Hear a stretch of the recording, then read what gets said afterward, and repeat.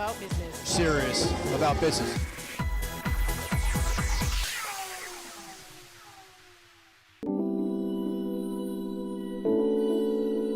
JAMPRO aims to increase the export of non-traditional products and, of course, support the development of Jamaican MSMEs. To that end, they've partnered with the Jamaica Manufacturers and Exporters Association and the Jamaica Business Development Corporation to launch the third installment of Export Max. I'm Theodore Henry for Business Access TV.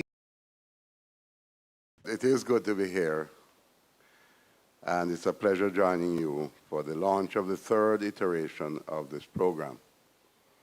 This morning's event is a fitting tribute to the industry players and signals a great promise for the micro, small, and medium-sized enterprises and the importance that has been placed on export diversification.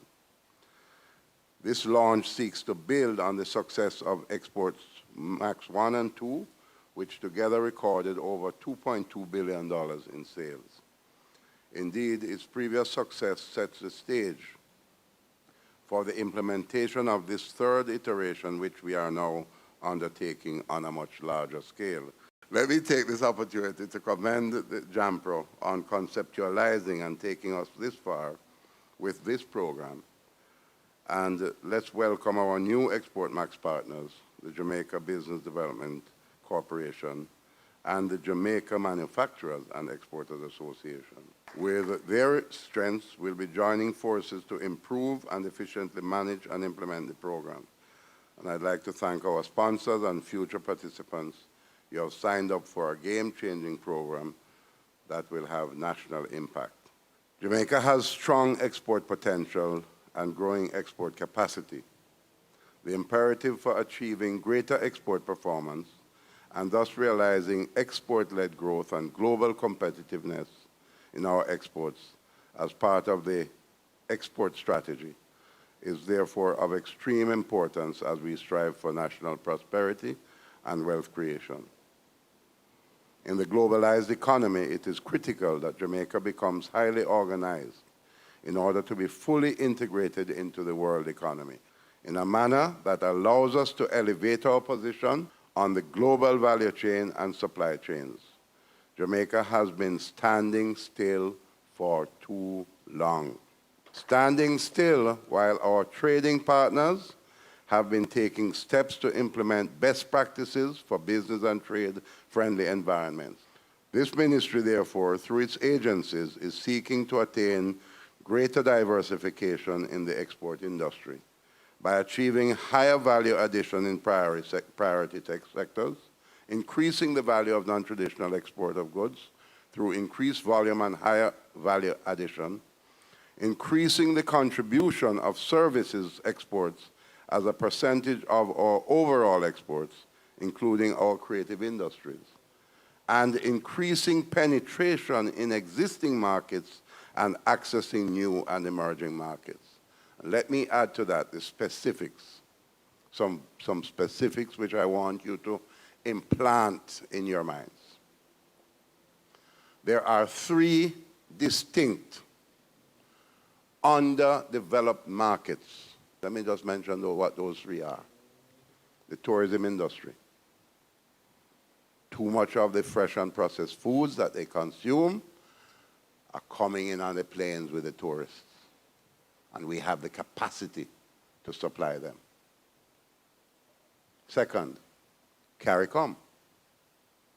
16 countries in CARICOM.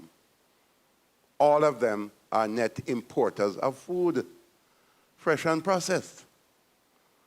Yet, we export precious little to CARICOM, and we have the privilege of exporting it duty-free.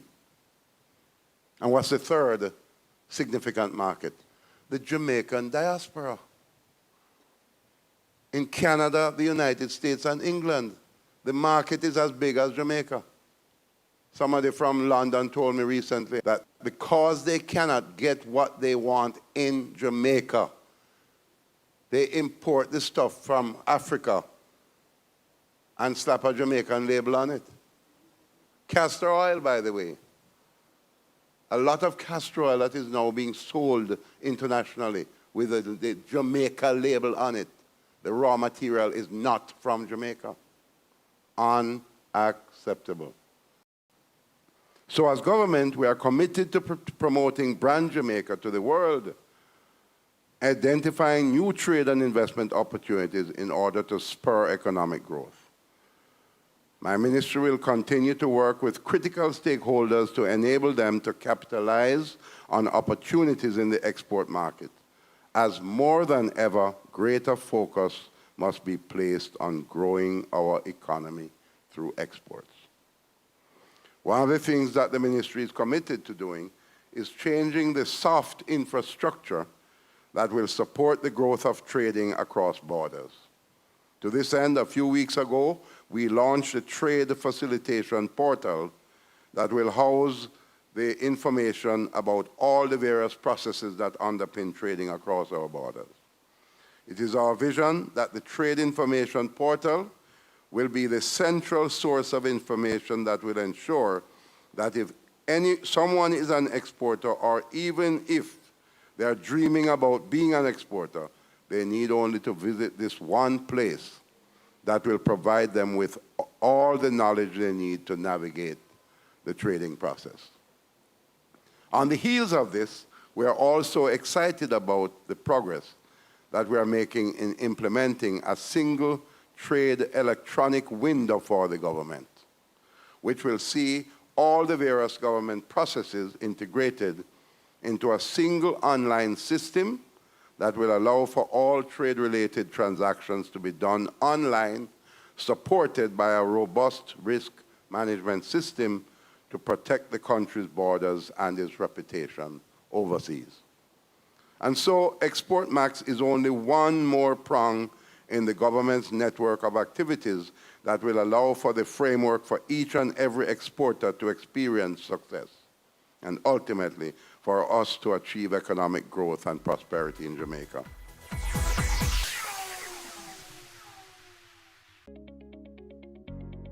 Taking the pain out of the audit preparation.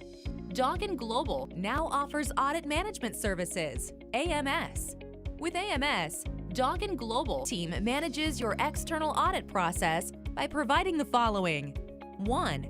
Prepare and review schedules for your external auditors. 2. Prepare responses to your external audit team queries. 3. Assign our team members to locate supporting documents during field work. 4. Draft financial statements in accordance with IFRS to supply to your external auditors. 5. Provide guidance to your internal accounting staff regarding classification and recording of transactions. 6. Review your general ledger for accuracy. 7. Prepare necessary journal entries. 8. Prepare fixed asset register. 9. Prepare accounting and operational manual for effective internal control. 10. Liaise with the company external auditors. We work with your team to achieve timely and effective external audits, resulting in timely completion of your audited financial statement, while your current staff focuses on their daily activities. Contact us, info@doggin.global, website doggin.global.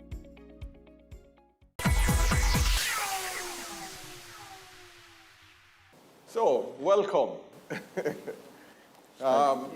So let me start out by asking Dan, Export Max, I know Export Max started within JAMPRO. Why Export Max 3 and what makes it different this time around? Okay, thanks Claude, and good morning ladies and gentlemen. We are so excited to be here at the launch of Export Max 3. Why are we doing Export Max 3? It's actually one of the programs that I'm proudest of in my time at JAMPRO. I think that, as the Minister said, export is one of our critical pieces, it's critical in our lifeblood, it's in our DNA. We have to export. We're a small island nation. We have tremendous products. We need to take them to the world in a more organized, systematic way where we respect standards, we understand the adaptability of our products to market demands. where we understand the markets that we are trying to penetrate. Export Max is that program. The results that we got out of Export Max 1 and 2 show what a deliberate program can do, where you start by diagnosing what does the product need to be adapted to market demand, what evolution needs to go on in the company itself. So it's not just the product, but it's also the management that must have the right mindset to penetrate international markets.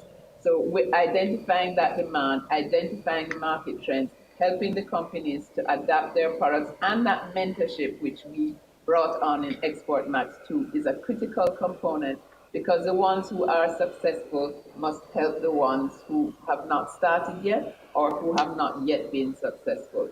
So that was the innovation of Export Max 2. And what we decided in Export Max 3 is that to more than double the number of companies in the program, we really couldn't do it alone anymore, because Export Max is a really labor-intensive and brain-intensive project. It needs a lot of time spent hand-holding companies, explaining export to them, helping their management to be ready.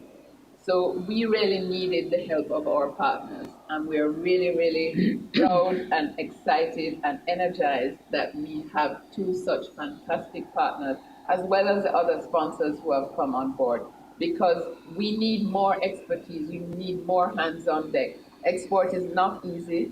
Standards in the international market are constantly becoming more critical, more difficult. So we needed partners on board who could help us to interpret some of the issues on the international market, some of the standards. You see, Bureau of Standards is on board, and also to help galvanize those exporters to greater effort and to greater understanding. And then we needed the business development side that JBDC can bring to really help companies to develop their business plans, develop their loan applications, to become more formalized, develop their bookkeeping acumen. We think this is one of the most important programs that JAMPRO and the country have ever created, because we think that this is an integrated way of taking our MSMEs the next step forward. We are very excited, and we just want to have more participation from the MSME community, because sometimes you don't know what you don't know, and it's when you start on that journey of trying to understand how do I get from point A to point B that you start to realize what it is you don't know and how and where you can find help.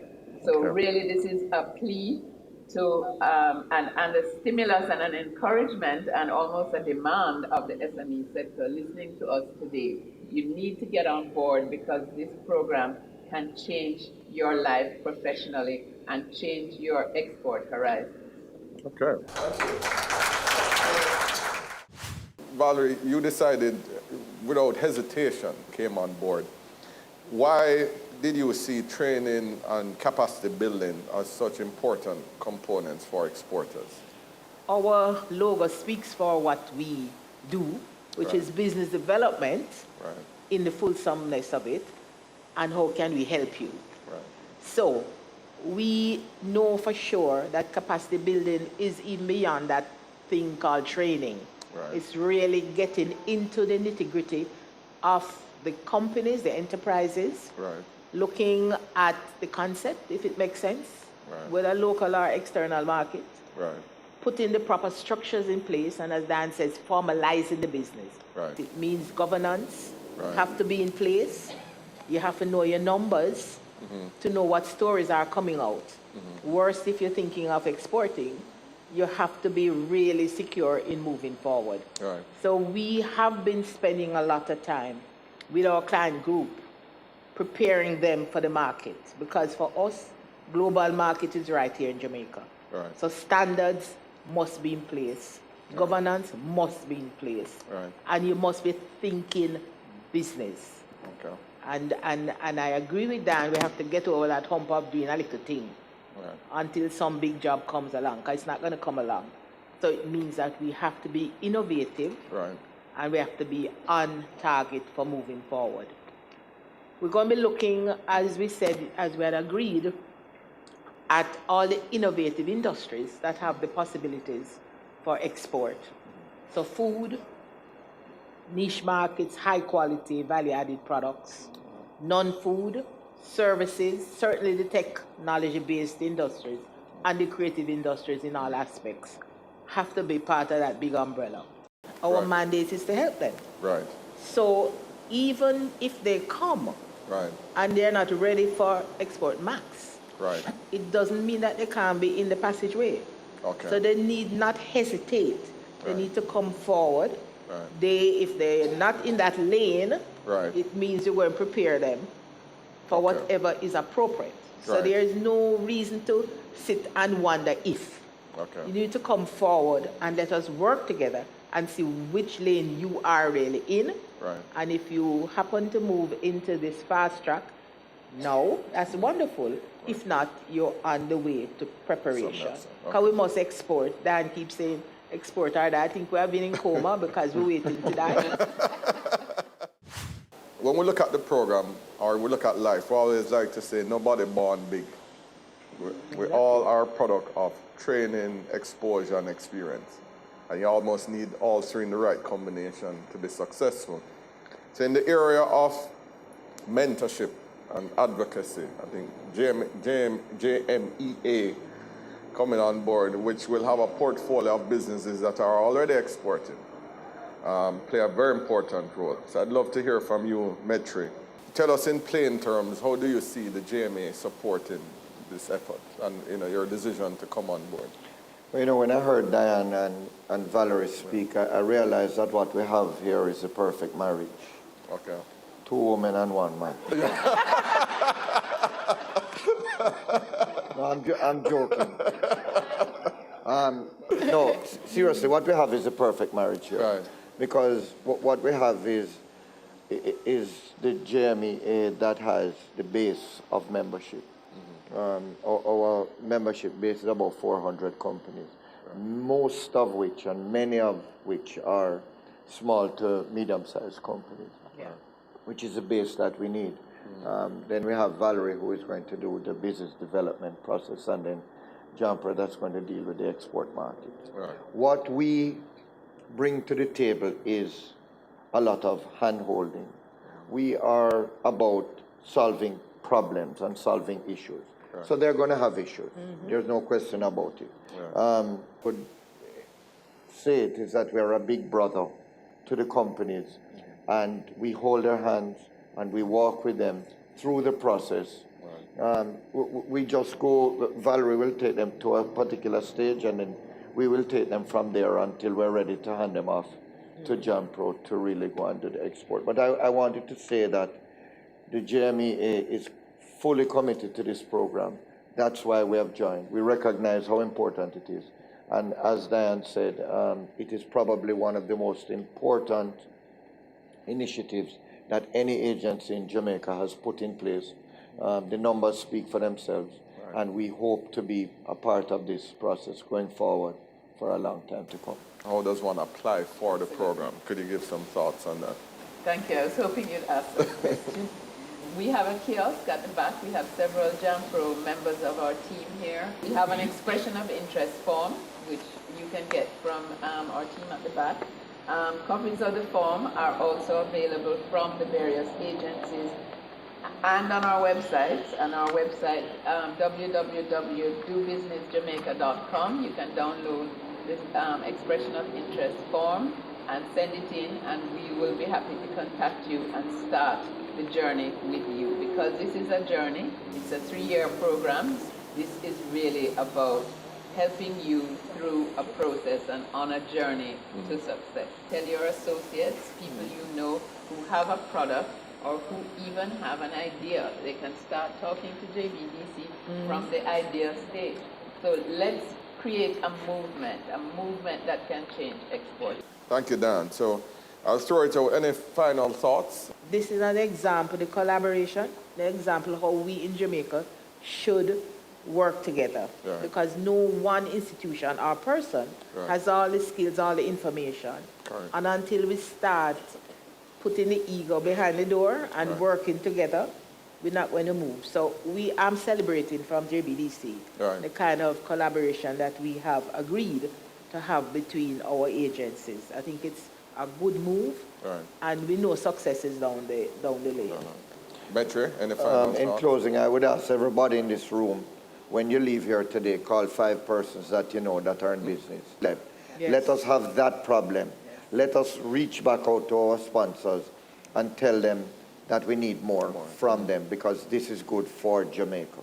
Thank you, Metri. We have some Export Max graduates in the audience, and I think it's important not only to hear from us, but to hear from people who are actually on the program.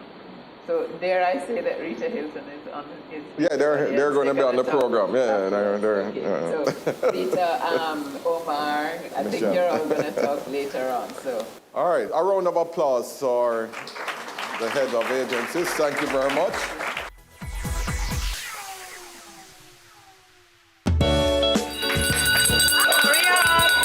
Creating change, building a future, caring hands, giving back, touching hearts, and shaping lives.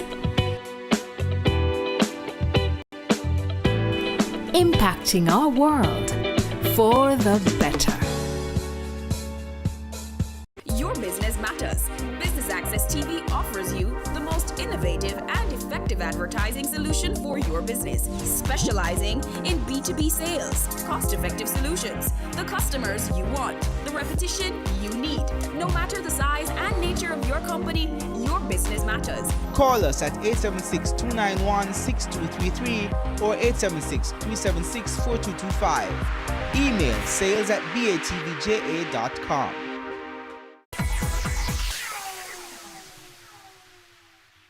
I'm going to invite some past Export Max participants to speak.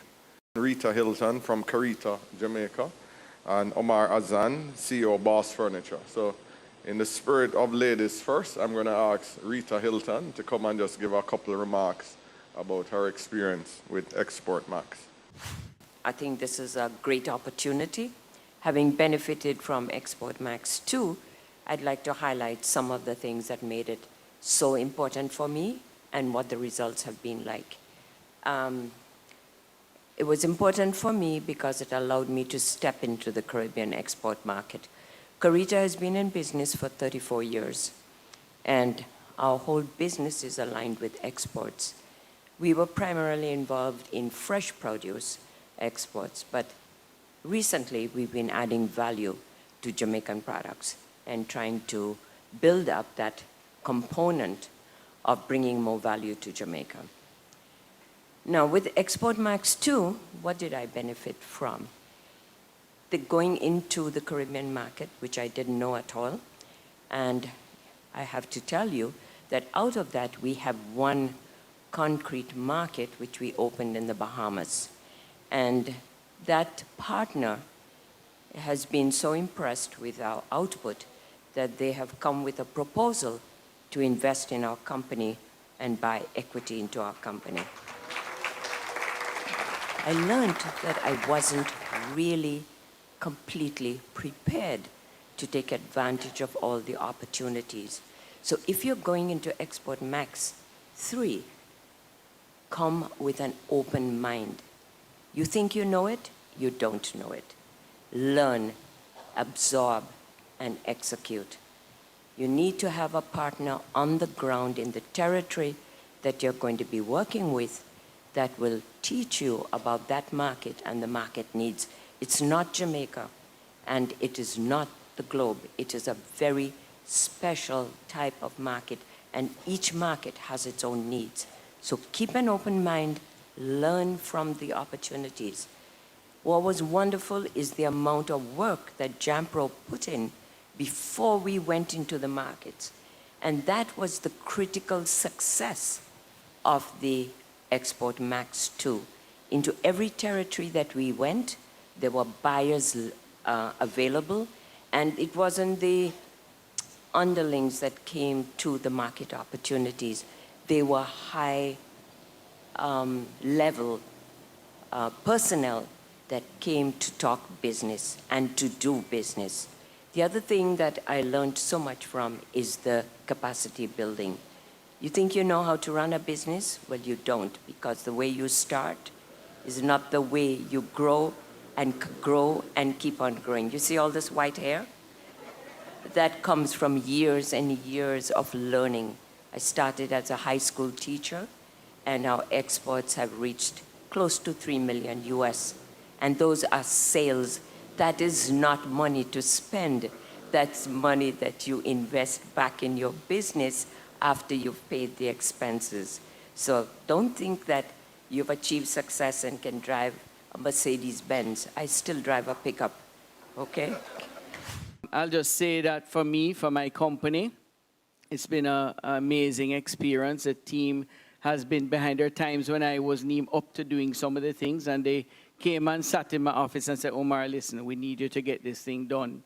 And they would push me to do it. Today, I'll say historical. This is our first time in history that our company has receivables. Today, I checked it this morning, from 14 different countries owing me money at the end of this month to pay me, to pay my suppliers, where I think at the end of this month, I can probably pay all the suppliers I owe from just a foreign exchange earning. So that is a huge, huge, huge difference than where I was a few years ago. This is an excellent thing that JAMPRO is doing. I'll say it. You know me, I talk the truth every time I come up on the podium to speak. And, you know, we need to just get everybody behind this. Our Jamaican people, our staff in our factories, we need to push our exports to get this country going. Thank you. I am inspired and excited this morning. And I want, on behalf of the entire team, JAMPRO, JMEA, JBDC, I just want to say thank you all for coming out and hearing this program and participating in this launch.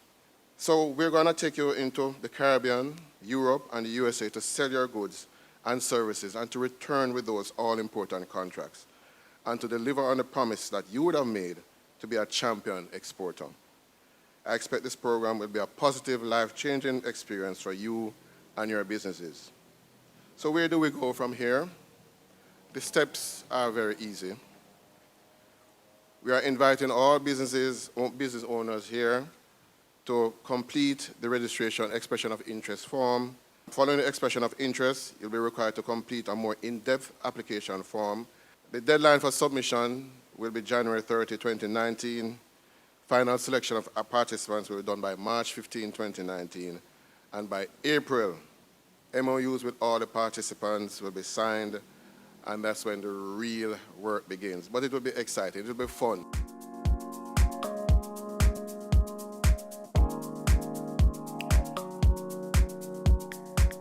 This has been the launch of Export Max 3, and I've been your host, Theodore Henry. Keep watching Business Access TV, serious about business. Do you want to build your company's capacity or export your products or services to new global markets? Then you can be a part of Export Max 3, an enterprise development program for Jamaican companies. Sign up today. Applications close January 31, 2019. Expand your business for export growth. Visit dobusinessjamaica.com for details. Export Max 3. Grow beyond borders. It's brought to you by JAMPRO, JMEA, and JBDC.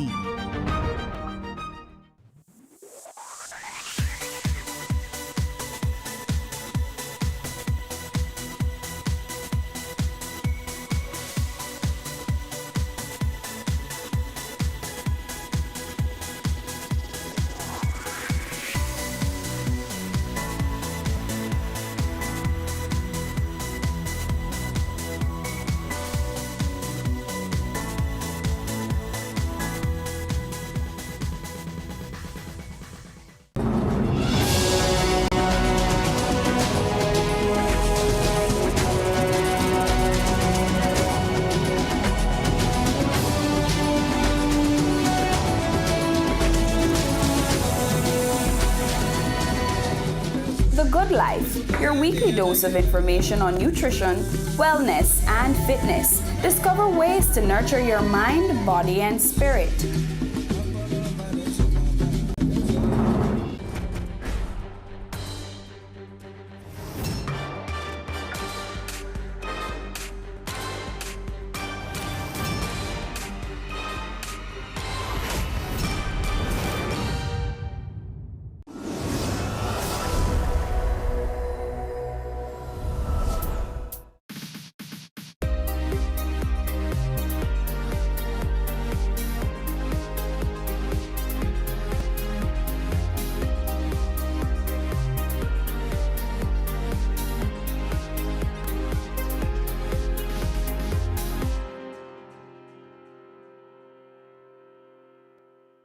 If we all work together to be a peaceful society, Jamaica can and will achieve the 4 goals under Vision 2030, especially number 2, a society that is secure, cohesive, and just. It's National Peace Day, being observed under the theme, Peace is the Way for a Better Day. And I hope you were an active participant today. Hello and welcome to Jamaica Magazine. I'm Adrian Atkinson. On the show, we talk more about Peace Day, break down the figures to be spent by the Ministry of National Security in the next financial year, and keep you up to date on the Houses of Parliament and Government Campus Project. Stay with us. Let's get a little breeze on this land. All right. Now let's get some bounce in the rhythm. All right. Let's get some fire on our hearts. Now that is what we call all right. Run, come, get some Jamaica.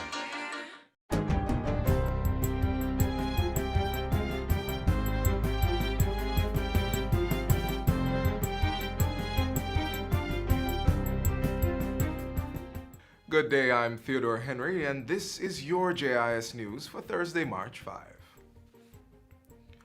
The Ministry of Health and Wellness is reassuring the public that there are currently no confirmed cases of the new coronavirus, COVID-19, in Jamaica. An assurance was also given that should the virus reach our shores, the public will be immediately notified. Amidst reports that COVID-19 was detected on the island, Health Minister Dr. Christopher Tufton cautioned against the spread of incorrect information about the virus. He instead urged the public to access credible updates and information from the Ministry of Health's website. In the meantime, the Airports Authority of Jamaica, AAJ, has implemented a raft of preventative and proactive measures to protect its stakeholders from COVID-19. In addition to the travel restrictions imposed on some countries, the AAJ has been screening passengers with heat-sensing scanners. Personal sanitation and protective equipment has been purchased, quarantine stations have been created, and the airport's emergency response teams have been bolstered. The AAJ has also ramped up its sensitization campaign. And Foreign Affairs and Foreign Trade Minister Kamina Johnson-Smith says government continues to provide support to Jamaican nationals currently in China. Speaking specifically to Jamaican students pursuing studies in the Asian country where the COVID-19 outbreak began, Minister Johnson-Smith says contact has been maintained with the students. Mrs. Johnson-Smith says the needs of the students are being met through communication with the Jamaican Embassy in China, parents of students, as well as chat groups created by the Jamaican Association in China. It has been a challenging set of circumstances to deal with, logistically challenging. And of course, you understand that there's a level of anxiety that you have to anticipate with persons being so far away from home. So there's even been movement to support persons emotionally as well through those means. So yes, we have students there, students from UA, students who are there privately, and students who are on government scholarships, but they are all being engaged with as best as possible, and their needs met also. The Foreign Affairs Minister was addressing Tuesday's Public Administration and Appropriations Committee meeting of Parliament. In other news, the Jamaica Constabulary Forces Supplies Requisition System, dubbed iRequest, will be piloted this month. National Security Minister Dr. Horace Chang made the announcement at a diplomatic corps function on Tuesday. iRequest is an electronic management system aimed at monitoring and maintaining the police force's infrastructure while streamlining the requisition process. Minister Chang says the system's software was completed recently and a corporate area police station will be selected to test the system. We have established a technology branch within the police force, commanded by an Assistant Commissioner of Police, to ensure the police not only have the equipment, but that they have a team to manage, to maintain, and to optimize its use at all times. A draft of the National Diaspora Policy, NDP, has been approved by Cabinet as a green paper for presentation to Parliament shortly. Minister of Foreign Affairs and Foreign Trade, Senator Kamina Johnson-Smith, says the policy provides an institutional framework and a roadmap for cohesive engagement and partnership with the Jamaican diaspora worldwide. The policy, aligned to Vision 2030, as well as the UN SDGs, envisions that by 2030 there will be transformative empowerment of the Jamaican diaspora to realize their fullest potential in their countries of residence while optimizing their contributions to national development. Minister Johnson-Smith was addressing members of the Diplomatic Corps on Tuesday as part of activities for Diplomatic Week 2020. The week is being observed under the theme, Delivering a Decade of Resilience for All. And finally, the Electoral Commission of Jamaica has completed its final count of ballots in the recently held by-elections for the Clarendon Southeastern constituency. In a release Thursday, the Electoral Commission says the final count of ballots was concluded on Wednesday. It showed that with voter turnout at 18.6%, candidate Pernell Charles Jr. received 89% of the votes, while his opponent, Derek Lambert, secured 10% of the votes. The Director of Elections will now receive a report into the final count. And that's it for JIS News Today. I'm Theodore Henry. Thanks for watching.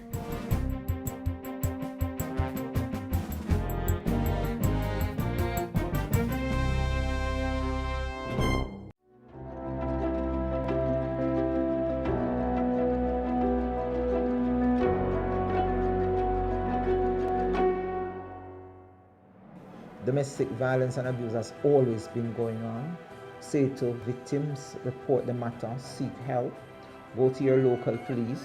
There are persons who are trained in the various divisions to deal with domestic violence and domestic abuse. We have 2 centers that are currently operational. One is at the Matilda's Corner Police Station. You can call the Matilda's Corner Police Station for that. The other one is at Air 5 Headquarters. That's on the same compound as Constant Spring Police Station. The number is 702-5120 or 702-5121. Co-workers, neighbors, family members silently and say, oh, I knew they were having difficulties, but I didn't know the extent. No. Seek help on their behalf and tell your victim or your friend who is the victim, say to them, listen, I want to help you and I'm going to help you, but I have to seek help outside of me.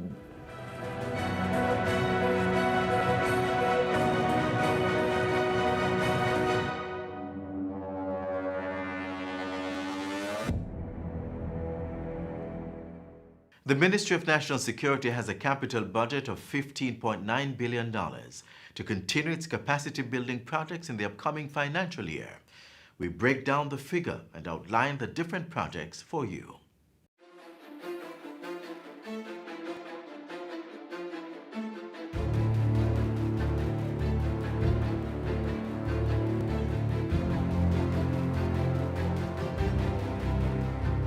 More vehicles, more technology, more infrastructure and social development. These are key areas of undertakings that will continue into the 2020-2021 fiscal year by the Ministry of National Security. With a budget of $93.9 billion, the ministry will use $78 billion allocated to their current estimates to take care of administrative expenses. The remaining $15.9 billion will be used to carry out major projects.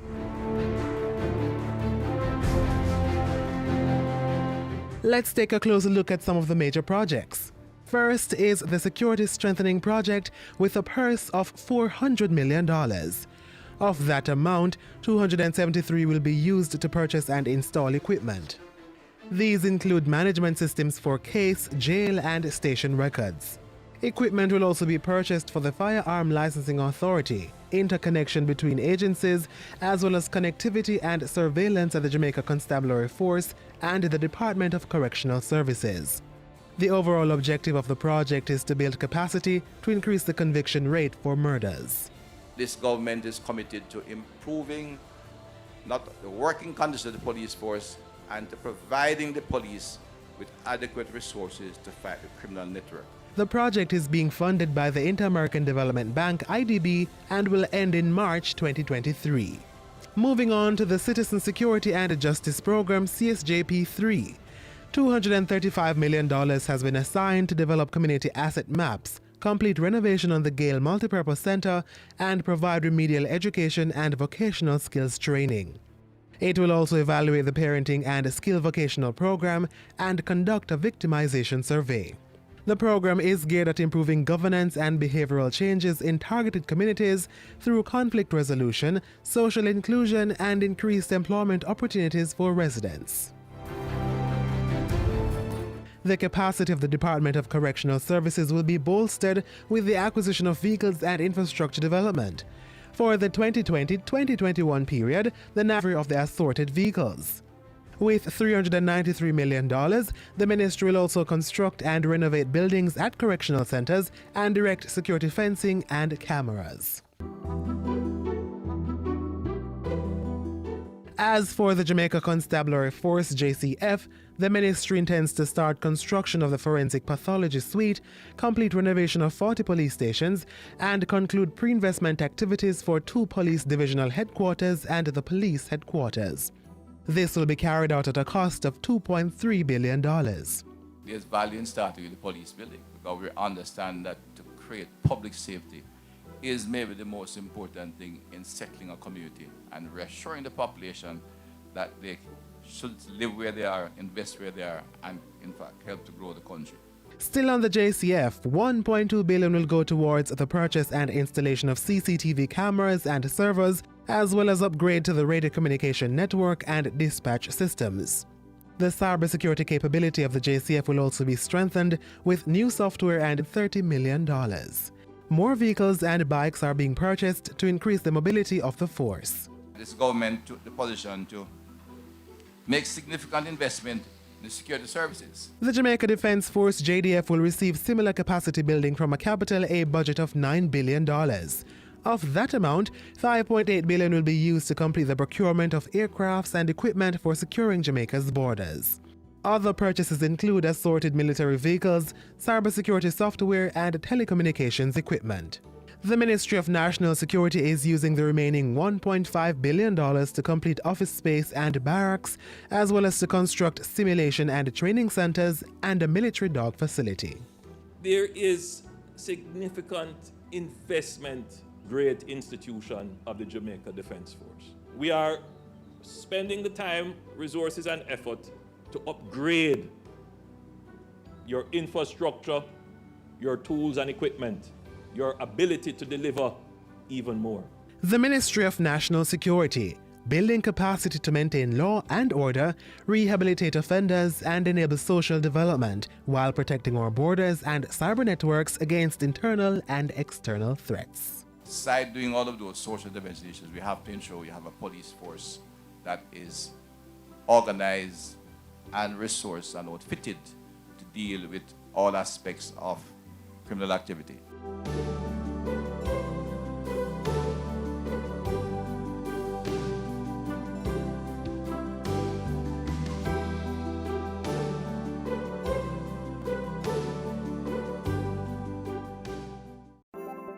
Jamaica Eye is part of an island-wide network of camera surveillance systems designed to increase the safety of you, our citizens. If you have a camera system outside your home or office facing a public space, join us in helping to make Jamaica a safer place for all. Log on to jamaicaeye.gov.jm today. Jamaica Eye, we're all connected. The Ministry of National Security, creating a safer and prosperous Jamaica.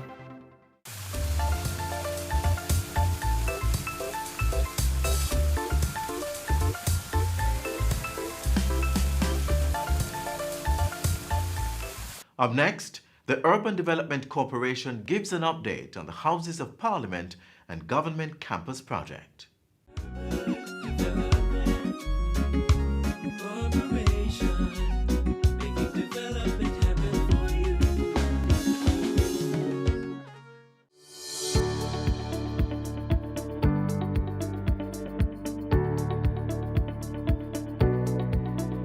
It started with a vision. Discussions about a new parliament building have been on the table for over 50 years. But this is the farthest we have pushed the needle in 50 years. And on May 17, 2018, that vision was transformed into action with the launch of the Houses of Parliament Design Competition. Approximately 24 entries were received from 178 persons. I'm so impressed by everything that's been done thus far in the competition. After much deliberation, it was time for the announcement. At moments like these, we are all out of many one people. Out of many one people emerged the winning design for the new Parliament building to be built in the National Heroes Park, eventually replacing Gordon House as the country's meeting place for the House of Representatives and the Senate. Since the announcement, the architects have been carrying out several engagements. These include a series of programming workshops with various stakeholders, verification meetings to further confirm the project space requirements, and schematic design presentations, which was used to solicit feedback for the next stage of design development. Following that, another set of workshops were held to share updated details to move the project into the next phase of construction drawings and documentation. We're far in the detailing of that design, and that has been going on with key stakeholders such as the master planners for the larger area, the feasibility assessment professionals for the larger project, our municipality, of course, always our partners in development, the security forces, and of course, the users of the House, including the parliamentarians and the parliamentary staff. Residents and businesses in the nearby communities also participated in the information sharing at the National Heroes Park. Chairman of the Greater Allman Town Community Development Committee was appreciative of the consultative approach by the UDC. It's a great feeling as a resident and a worker in Allman Town. We look forward to the development. It sounds awesome, and we just look forward to a broader partnership. To date, the architects are on schedule, within budget, and are scheduled to complete the construction drawings and documentation by June 2020. Christopher Bent shares the work being done by Design Collaborative. The project has extended into not just HOP building, but also the entire park, 52-acre park. And what we've been doing over the last several months is engaging stakeholders in trying to understand what the requirements are for not just the House of Parliament, but also the park. Subject to approvals and procurement timelines, construction is scheduled to commence in the first quarter of 2021, with a 24-month timeline ending in the third quarter of 2023. So we've seen early sketches, especially as they relate to the park and as it relates to the urban context and how that gets stitched into the neighborhood. So we've been, working a lot to help understand how that is achieved, and I think the architects are doing that. The UDC is leading the planning and construction of the new Parliament building, which is a component of the master plan to redevelop downtown Kingston. It also includes the development of a government campus on the outer bands of the Heroes Park. The corporation, in keeping with its commitment to developing green spaces into urban development, has incorporated the GOJ's 3 Million Tree Initiative as part of the plans for the park. The first 100 trees will be planted throughout 2020. The National Heroes Park will see the planting of a total of over 1,000 trees, contributing not only to this initiative, but also to the development and creation of more green spaces in Jamaica. If we do not make these decisions, then Jamaica, as it exists now, the beauty of it, the sustainability of it, will not exist for a future generation. So it's not just an option, it's actually an imperative to protect the environment. The Urban Development Corporation, making development happen sustainably. To learn more about the work of the Urban Development Corporation, call 656-8031 or visit their website at udcja.com. You may also follow them on Facebook, YouTube, Twitter, and Instagram, or visit their information center on the ground floor, Kingston Mall, downtown Kingston.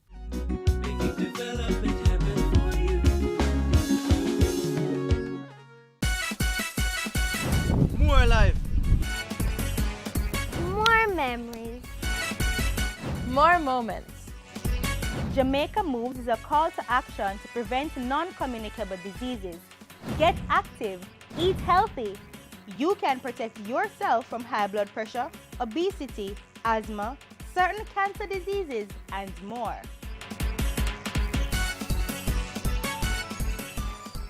Today, March 5, is National Peace Day, being observed under the theme Peace is the Way for a Better Day. The day was launched in 1996 by Peace and Love in Society pals, with the aim to create awareness among schools and the public of the need for peace. And so each year, students participate in a special assembly through poetry, song, dance, music, and drama. They also carry out exhibitions and street marches to encourage the need for a peaceful society. Street marches are also carried out in several communities in partnership with the Violence Prevention Alliance and the Peace Management Initiative PMI. Persons supporting the initiative are asked to wear blue, while motorists are encouraged to fly a blue ribbon from their vehicles and to keep their headlights on. Let's keep the theme for Peace Day 2020 active throughout the year. Peace is the way for a better day. Let's hear now from the man or woman on the street on how we can contribute to a more peaceful society. What we need more is love, really. We need more love, and we need to talk up. You see, the community them, where the criminal them, that we need to talk up. We need to stop the criminal them, and that will help the system. We have to try and live more loving with each other. That's all I can say. Well, we can just create certain avenues where youngsters can vent, because there's a lot of stuff that they keep pent up. So create like more facilities for counselors and all them, so them can vent and start a conversation. If something happens, just go to the police instead of taking it into your own hands. I basically think that we should educate the youths them. I mean educate them, not just academic education, but them if you have a knowing of self. Because when you have a knowing of self, then you're going to stop all these other craziness, because you're going to know where you're really worth. And when you know where you're really worth, yeah man, all the idleness are going to stop. Sensitizing youth is always a good place to start, because if the children are properly educated as to how to resolve conflict and deal with situations that might be difficult or frustrating, then they can truly be better able to handle or resolve an issue without taking violent measures or an unpeaceful approach. You can speak up. Like if you do the children anything, them can just speak up and stuff like that. Don't hide stuff, and if you don't know the guy them that kidnap kids or them some there are molesting kids, them can like them talk, go to the police. Children, the parents them must not hide it, because sometimes the parents them is afraid. Stop the killing and live good with one another. Just tell the young youth them let go the gun thing.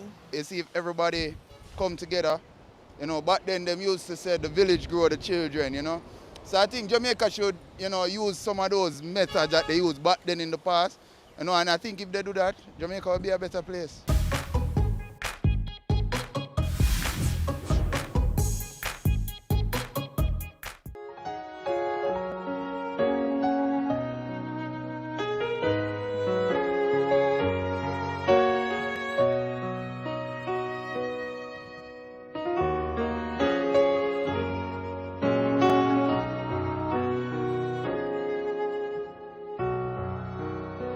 Almighty God, creator and sustainer of life, we are humbled by your acts of kindness to us over the years. You have journeyed with us through the bitter years of slavery and have brought us the gift of our emancipation. We thank you for those who, with determination, have led the way to our freedom. We celebrate another act of your goodness. We have matured. Hallelujah, hallelujah, hallelujah. We give you jubilant praise and thanks, oh God. Gracious God, despite our shortcomings, we have much for which to give you thanks. You have been faithful to us in good times and in challenging times. We pause to give you thanks for all your expressions of love, O God. We celebrate and give thanks for the harmony that exists among us. Truly, we are living witnesses of what it means to be out of many, one people. We give you thanks for the infrastructural developments that have taken place over the years. We celebrate and give you thanks, O God, for the giftedness of our people, their kindness and creativity, their indomitable spirit that have resulted in excellence in all areas here at home and within the diaspora. Oh God, we truly love our country, and we thank you for making us a special people admired by the world.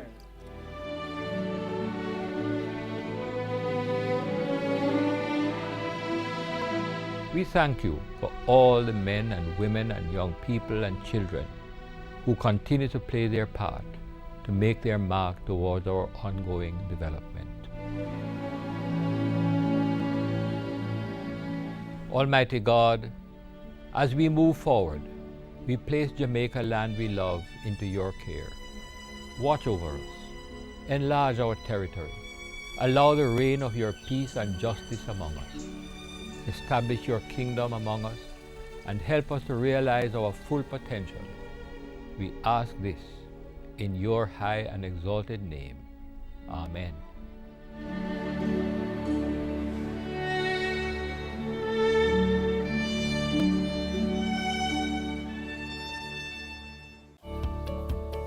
The ECJ will be renewing all voter ID cards. Visit any EOJ constituency office or voter ID card renewal center if your card has an issue date of 2015 or before. Cards with issue dates 2016 or later will automatically be reprinted. The ECJ will notify cardholders when cards are ready. Current ID cards will be valid until December 2020. For more information, contact the ECJ.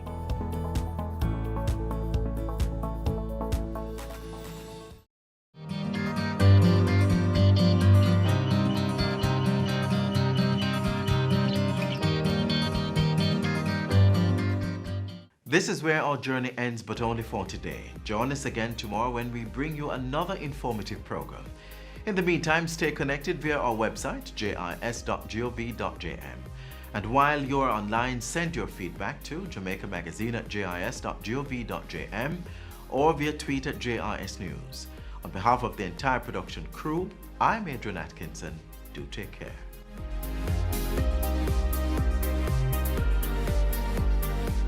This has been a production of the Jamaica Information Service, the voice of Jamaica.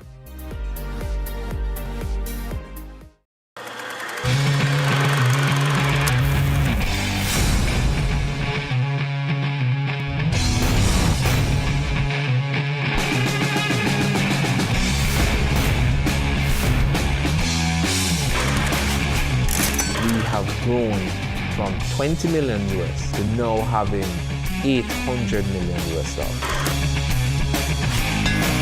Knowledge, skill, and professionalism. Those are my tools and my armor. It's a big men don't cry, right? It's a big men don't cry, right? We were being robbed some $531,000. I've been angry to the point where I feel like I would kill people.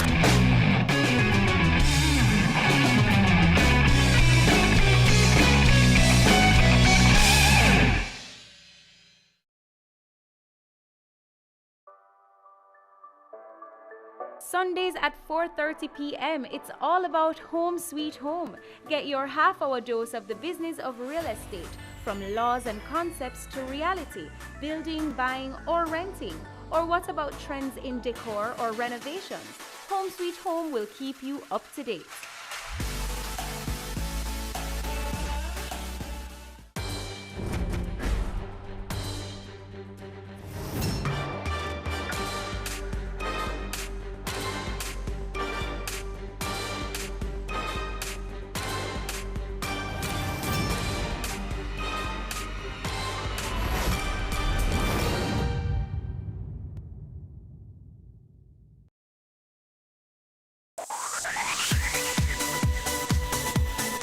are watching Business Access TV. Business Access. Business Access. Business Access. Business Access. You are watching Business Access TV. Business Access TV. Serious. Serious about business. Serious about business.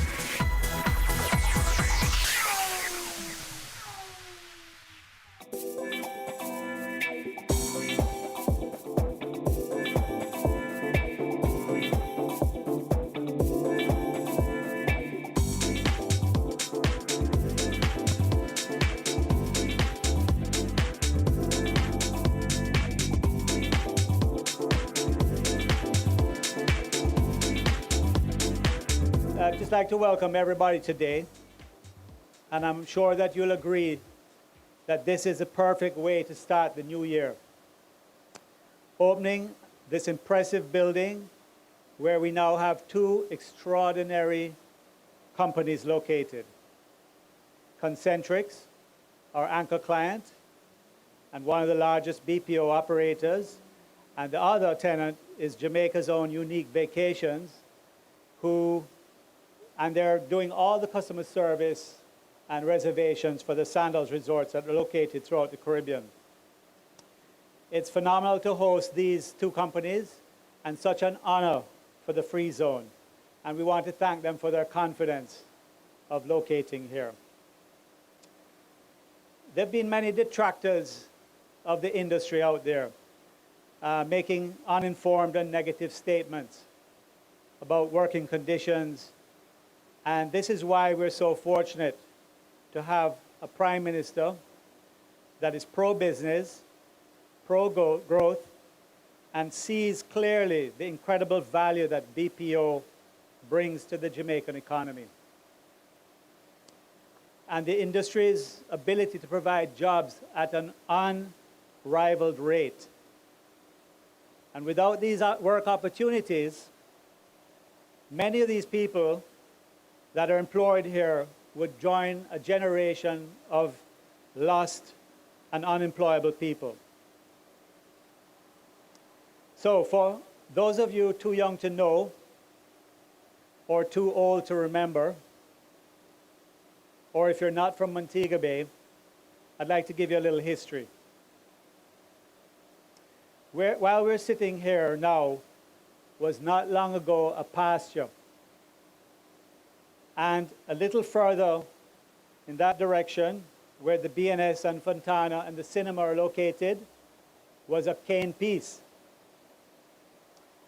In 2002, I was serving on the board of JAMPRO, and then the portfolio minister was Philip Paulwell, and he was bringing some BPO investors down here. I don't know if Conrad was yet at JAMPRO, but he was bringing some investors to establish a BPO operation by helicopter. And he asked me to meet him in this very spot, which was a pasture. And I got here 15 minutes before the helicopter arrived, and I couldn't believe the amount of cows in this very spot. So when the helicopter came, of course, the cows went crazy, stampeded, and the investors came off the helicopter very shocked. And unfortunately, we didn't get that investment. That same minister, in what was called youthful exuberance, promised the country 40,000 jobs within 3 years. And guess what? It's taken us 15 years, but we are on the cusp to surpass that 40,000 jobs.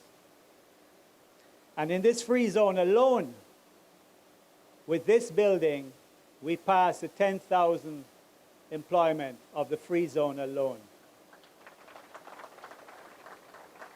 An incredible milestone. Our Prime Minister, who from day one has not only declared BPO as his primary growth strategy, but has walked the walk by making investments in building BPO space that ensures that we're ready for business and that the growth is real. In this industry, if you don't have space and infrastructure to offer clients, they will simply move their investment plans elsewhere. So today, to be at the same spot in this old pasture where we recently visited our Prime Minister with his shovel, breaking ground for what we now see behind us, makes this an incredible day and one we can all be proud of. This building will provide a living for over 2,000 families for years to come and provide foreign exchange earnings that we all desperately need to support the economic recovery that Jamaica was promised for so long, and we're finally seeing for the first time in most of our lives. I want to thank you, Prime Minister, and your team of hard-working ministers for your advocacy and your determination in having the free zone succeed. And of course, the PAJ staff under the leadership of Gordon Shirley and Gloria Henry, who forms part of that through the Montego Bay Free Zone, and the respective boards of directors. I see that entire row in the front there is our Free Zone Board of Directors, and we have Port Authority directors here, and former Free Zone chairman here, and my father is here, and so many others. And I have to acknowledge my wife and my mother, or else I'll be really in trouble. So protocols have been observed, and I don't want to list everybody, but there are probably several people I've missed, and the mayor. But I would like to thank you all and just say that being here today is a very, very special moment, and as I said, a great way that I'm starting my year, and I hope you feel the same way.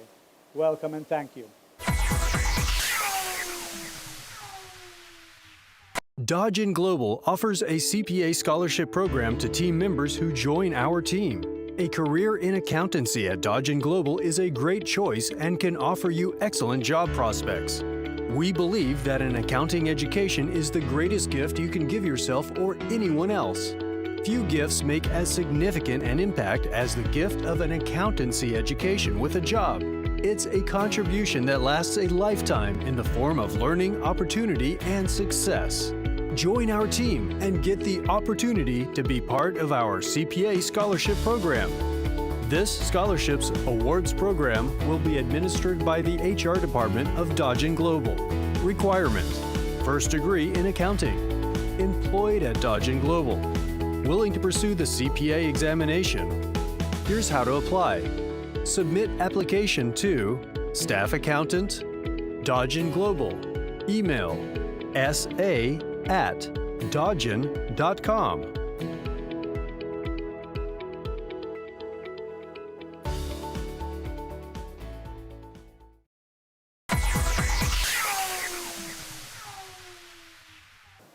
It really is a pleasure for PAJ to be a partner in the development of your great city, Mr. Mayor. This is the fastest growing municipal center in Jamaica and probably in the Caribbean, actually. Aside from our investments here, which I'll speak about in a moment, I wanted to signal that we are also investors in a neighboring Freeport terminal. This is one of the, it's a significant investment for Port Authority, and because it is such a secret, allow me for just 1 second to tell you a little bit about what we have been doing over in Freeport. Over the past 2 years, we have renovated the main cruise terminal at berth 5 and 6 and constructed a new one at berth 2 to accommodate the expansion of home porting. We have also developed new ground transport management facilities over there. And as a result, Montego Bay is now the fastest growing cruise terminal in the country. We have facilitated the construction of Fortress's new LNG facility, and we have dredged the harbor to accommodate even larger cruise ships and cargo facilities. Currently, we are constructing a new cargo at berth 1, a new cargo facility at berth 1. We are expanding berth 2 to accommodate the largest cruise vessels. We are investing in new cargo handling equipment, reach stackers, terminal trucks, and so on, We are implementing a new automated terminal operating system and implementing a new port community system. Over $35 million is being spent in the neighboring facility, which is intended to transform that facility into the most dynamic and significant mixed terminal anywhere in the Caribbean.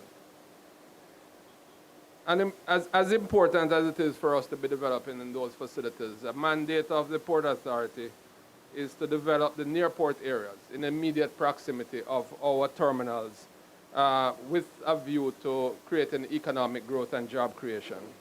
And the most dynamic near port facility that we have is the Montego Bay Free Port.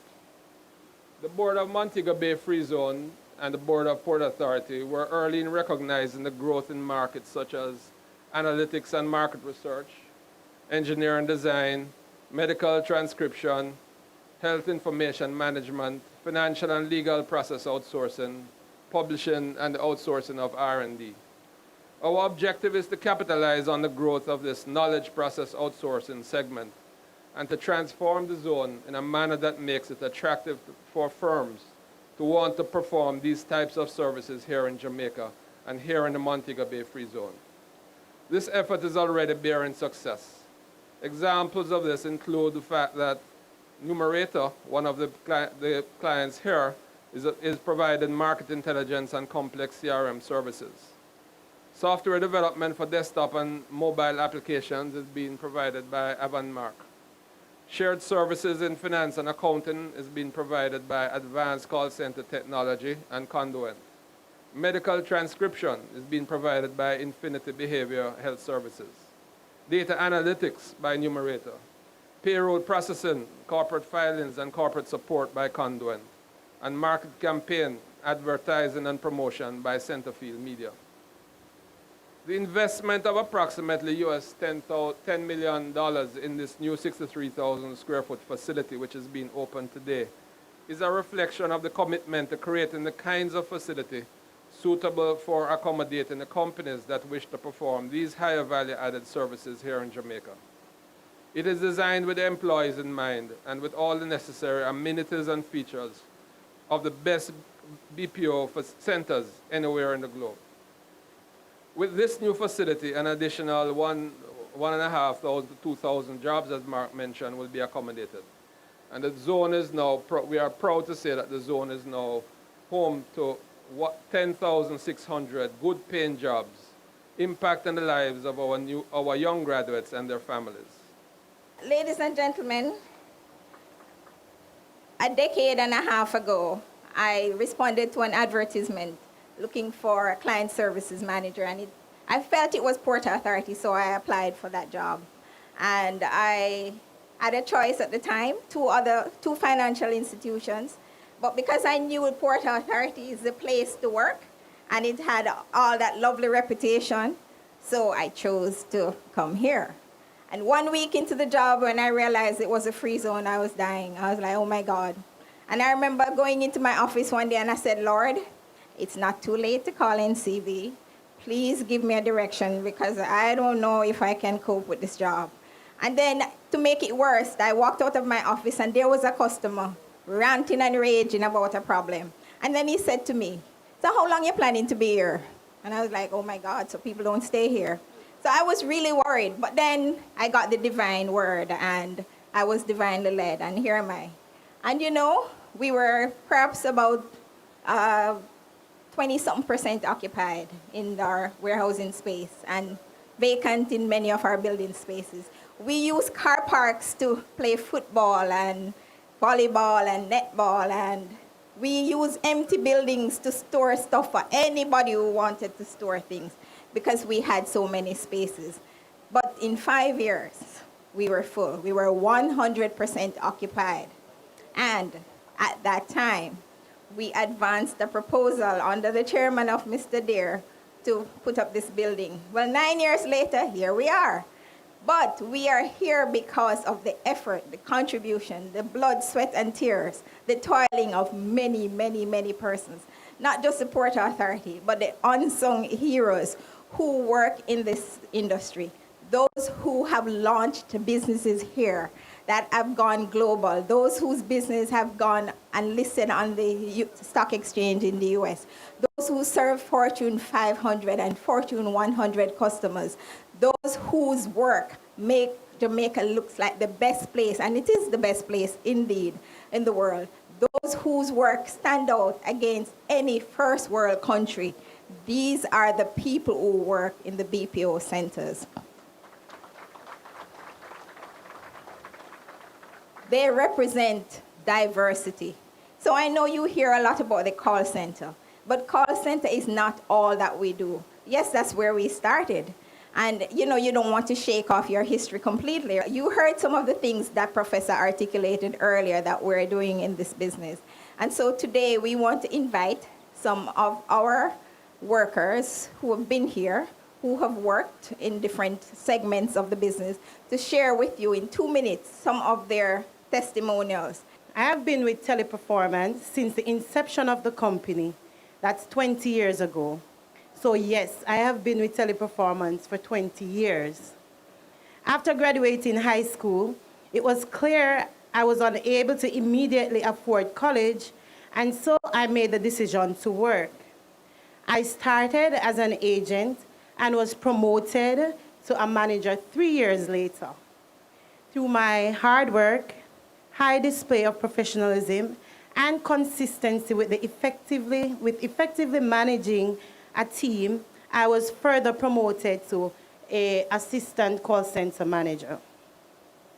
I have played multiple roles, lead roles in the organization, such as the lead engagement coordinator, guest speaker at Jump, and I'll talk briefly about what Jump is. So within Teleperformance, we have a program that we develop our agents to become leaders. So the Jump program, so we can basically promote from within.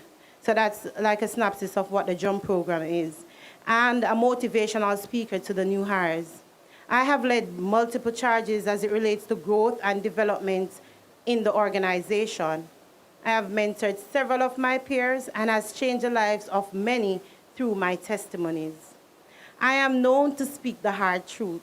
With honest persona, there's not a question with the heart for my job. I have significant strides in the career and personal development. I am now a call center manager, and with direct oversight of over 500 employees. I have a great deal for passion for excellence.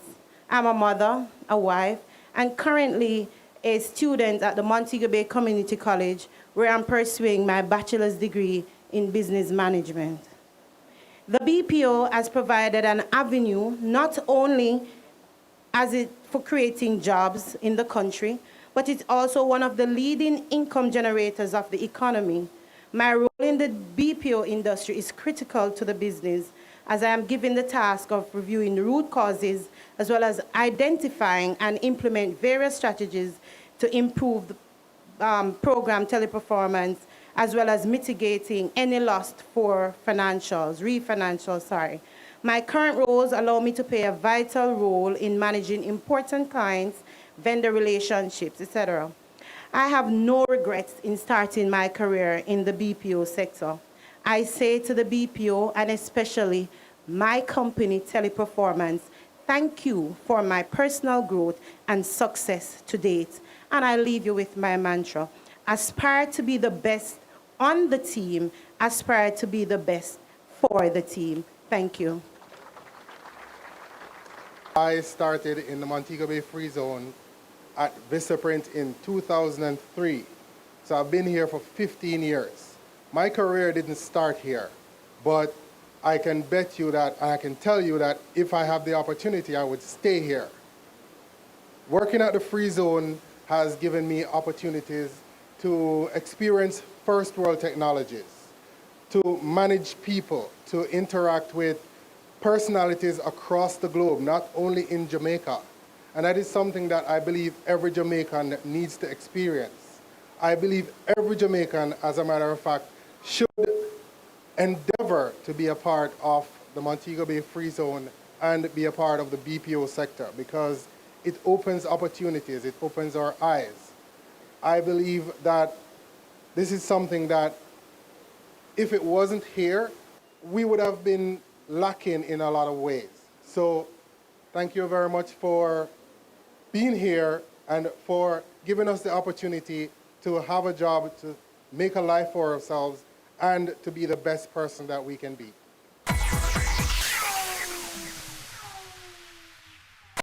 M&A Strategy and Advisory. Are you planning for a merger or acquisition? M&A transaction. The decision to embark upon an M&A transaction is not one to be taken lightly. Whether pursuing a merger or acquisition, or considering a disposal or divestiture, the complexities of an M&A transaction require careful planning and execution. Clients can depend on our specialist teams to lead or support transactions requiring specific expertise on issues including business modeling, fast-track M&A, economic consulting, and government public sector advice. With deep experience, knowledge, and tools, Dodge & Global can meet stakeholder targets and expectations. Dodge & Global consulting teams can help you make smarter, more effective decisions. Let's have a conversation. Contact us at email info@dodgen.global. Website https://dodgen.global. Throughout my 13 years with Teleperformance Alliance One, I have great success stories. I must say, I've started with this company as an agent. Throughout that 13 years, I've grown, moved in different areas such as a QA supervisor, assistant center manager, and currently I hold the position as a contact center manager. Thank you. I've been given various opportunities within Teleperformance. One of the greatest things for me is I have given the opportunity to help to build interaction with employees, to mold employees to be better leaders and upcoming leaders of tomorrow. Within this organization, there are great deeds towards myself in terms of building personal growth and assisting me with my family. Within my 13 years, could I ever think of where do I go from here? It's hard for me to decide. Why? Throughout this 13 years, my confidence, that self-esteem that I've built throughout the year, with support of leaders such as, of course, I will not leave out saying my direct manager, Jake Becker, and other fellow co-workers. Currently, I'm so proud wearing the latest achievement within Teleperformance is I was recently enrolled in Teleperformance University. Now, you may wonder what this is. It's the university created by the company. This exists for the past 10 years. And I'm pleased to say for 8 months ago, I was enrolled in this program. The opportunity that it allows me is I join this college, I get a chance to travel. My last travel was in Brazil. This is a big deal for me. That's 2 months ago I get to go to Brazil. I have an upcoming trip that will be in Philippines. I'm excited about that one as well. And of course, graduation in Greece. These are my dream places to visit, and so I'll say thanks to Teleperformance for that.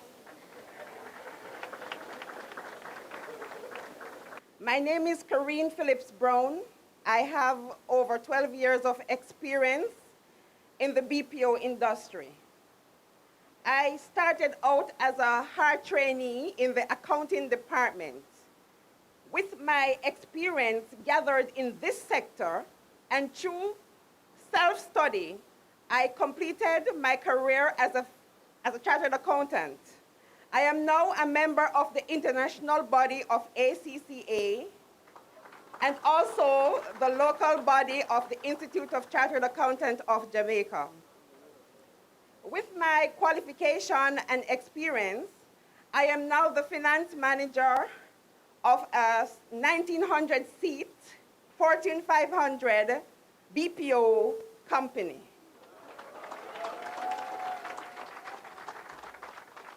I was instrumental in starting the accounting operation here in Jamaica. This has seen, because of the success, several other accounting jobs being migrated. In the process, we are planning to expand our shared services division. Some of my tasks as an accountant include financial statement reporting, analysis, and consolidation. My plan is to continue in this sector. I am really passionate about working in the BPO industry. Thank you. I am the managing director for Avantmark Technologies. We were formerly Indusa Global, and we have been in the free zone for the past 2 years. But Indusa has been around for almost 20 years. Now, we are on the ground floor of Data Building 3, right on the same building with Market Track.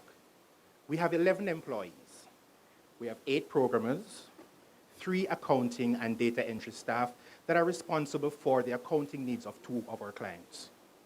All our employees are Jamaican-born, Jamaican-educated, going to University of UTEC, University of the West Indies, and NCU.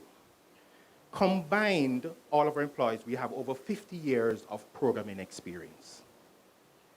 Though we are a small company, we have developed software applications, both web and mobile, for the health, transport, and tourism sector for both the US, for clients in the US, as well as in the Caribbean. Currently, we're working on a logistics platform for a large freight brokerage and transportation management company in Colorado. Another project that we're currently working on is building a custom CRM system for that same logistics customer that has already improved the way this logistic client services its customers. These systems all leverage the power of cloud computing, mobile applications, and will eventually use machine learning and artificial intelligence to provide our clients with any advantage that they can in that very competitive market.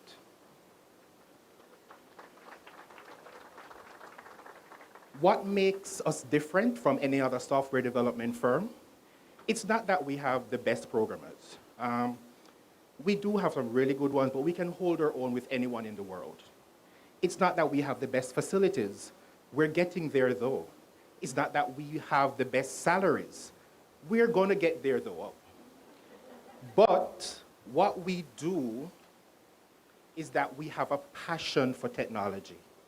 We embrace modern technology and are not afraid to implement it in solutions where we see that it provides an advantage to our clients.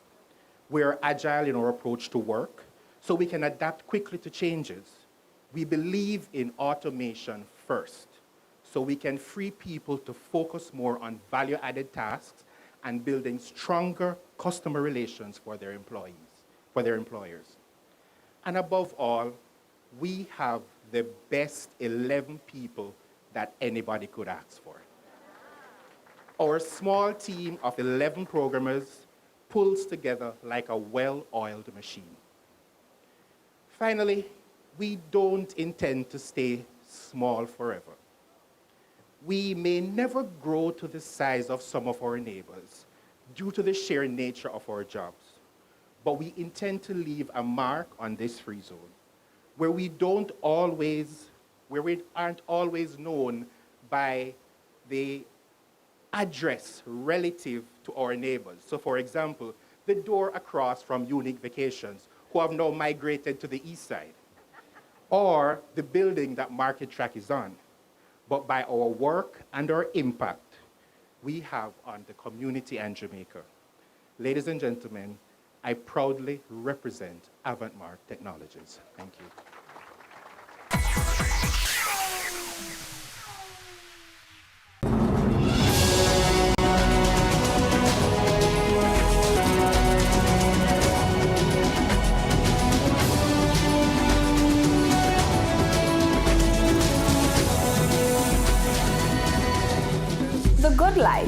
weekly dose of information on nutrition, wellness, and fitness. Discover ways to nurture your mind, body, and spirit. Your business matters. Business Access TV offers you the most innovative and effective advertising solution for your business, specializing in B2B sales, cost-effective solutions, the customers you want, the repetition you need. No matter the size and nature of your company, your business matters. Call us at 876-291-6233 or 876-376-4225. Email sales@batvja.com.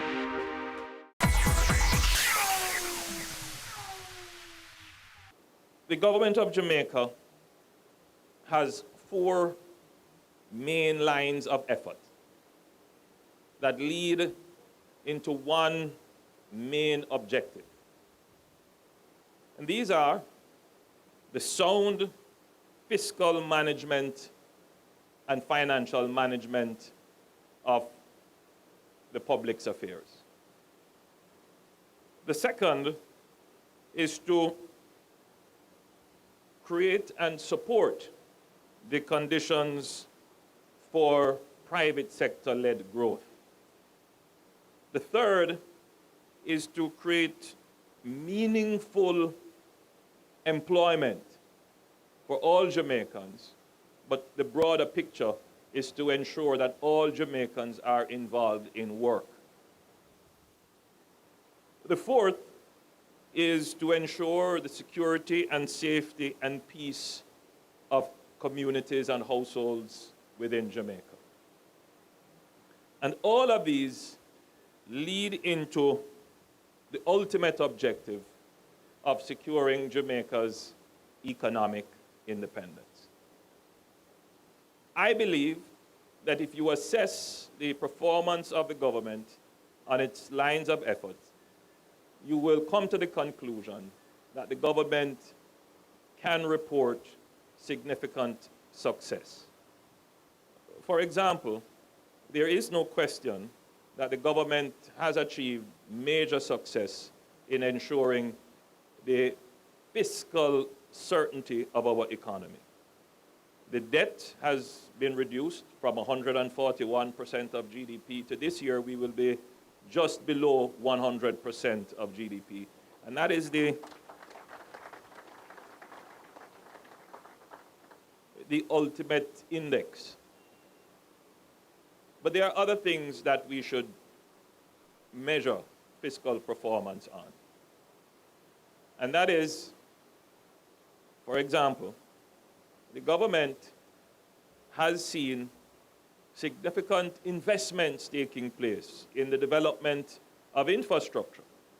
But now, this is a perfect example. The PAJ, out of its own resources, that is the Port Authority of Jamaica, out of its own resources. And this investment will bring a financial windfall. Maybe windfall is too much, but certainly profit that you can use to reinvest. But the policy of the government is that all its public bodies must stand financially sound and fiscally certain on their own. And all the assets that they have, we must see to their full utilization.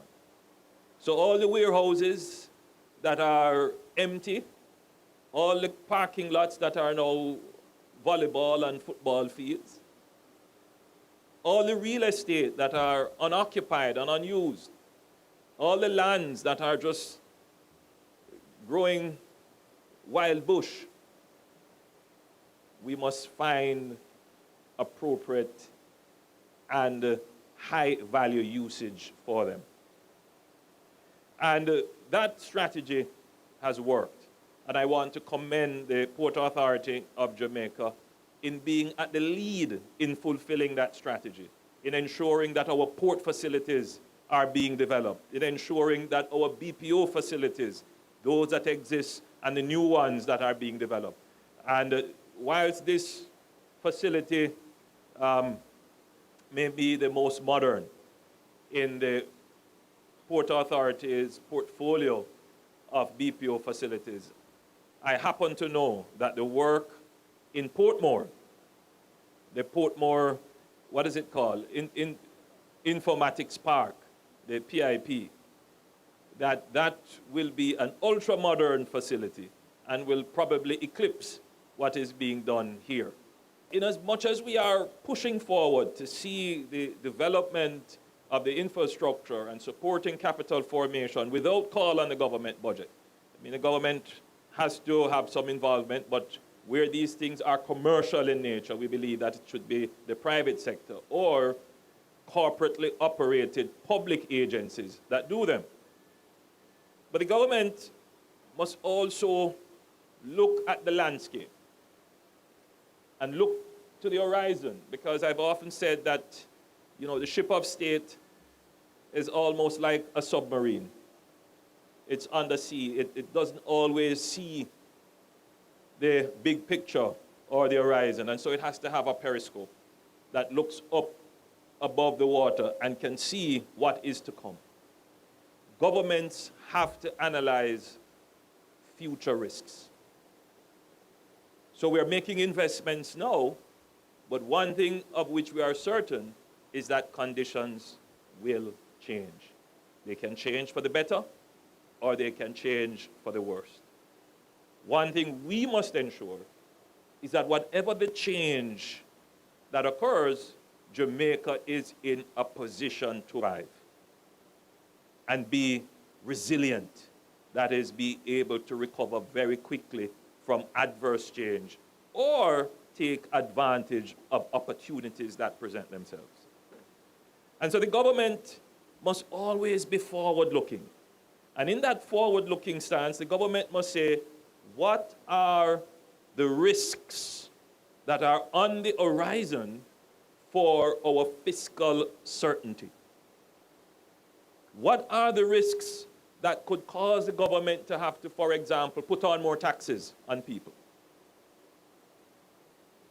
What are the risks, for example, that could cause the government to incur more debt? And from now, try to avoid those risks. So our strategy of ensuring that the private sector, along with corporately run public agencies, take on the risks of developing infrastructure and capital formation, that strategy works for the people of Jamaica, because it ensures that at no time will there be a call on you, the public, to pay for any eventualities that may happen, and that paying for means either higher taxes or we have to cut services.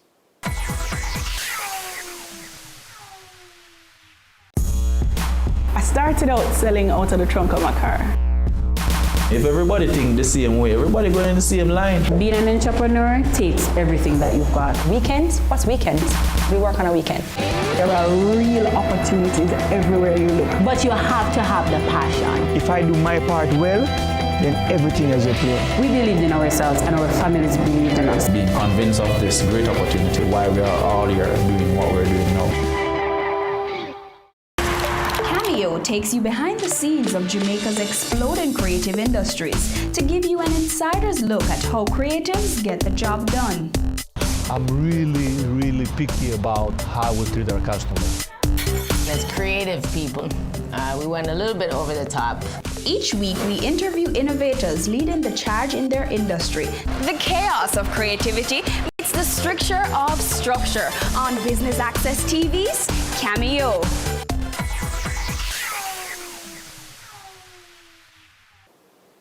In its present state, Petrojam is a fiscal risk to the government.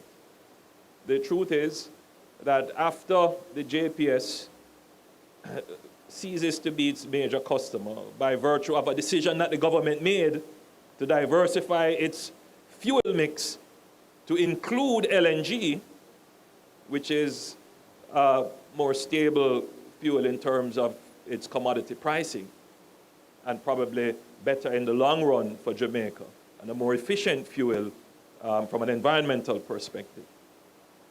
We took that decision when we took the decision, we should have also considered the other impacts of that decision, which means that Petrojam could lose or will lose 50% of its custom.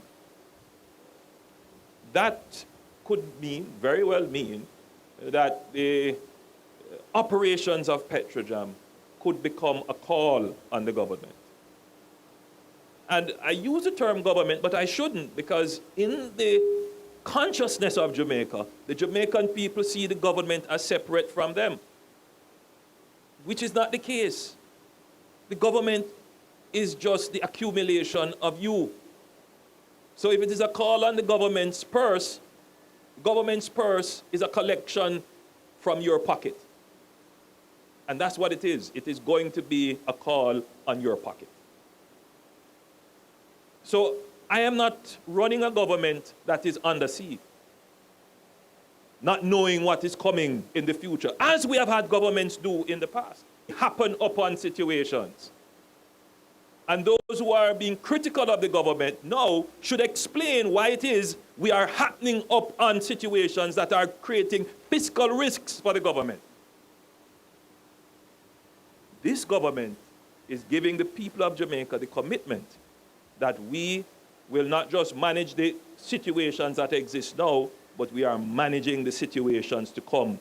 And you can be assured that the government I lead will always make decisions in the interest of the Jamaican people first.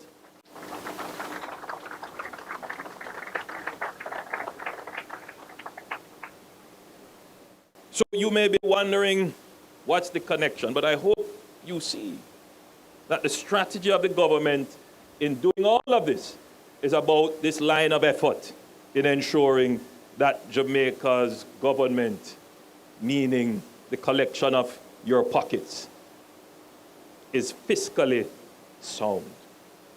On the line of effort of creating employment, that the government has done exceptionally well. 1.3 million Jamaicans are employed.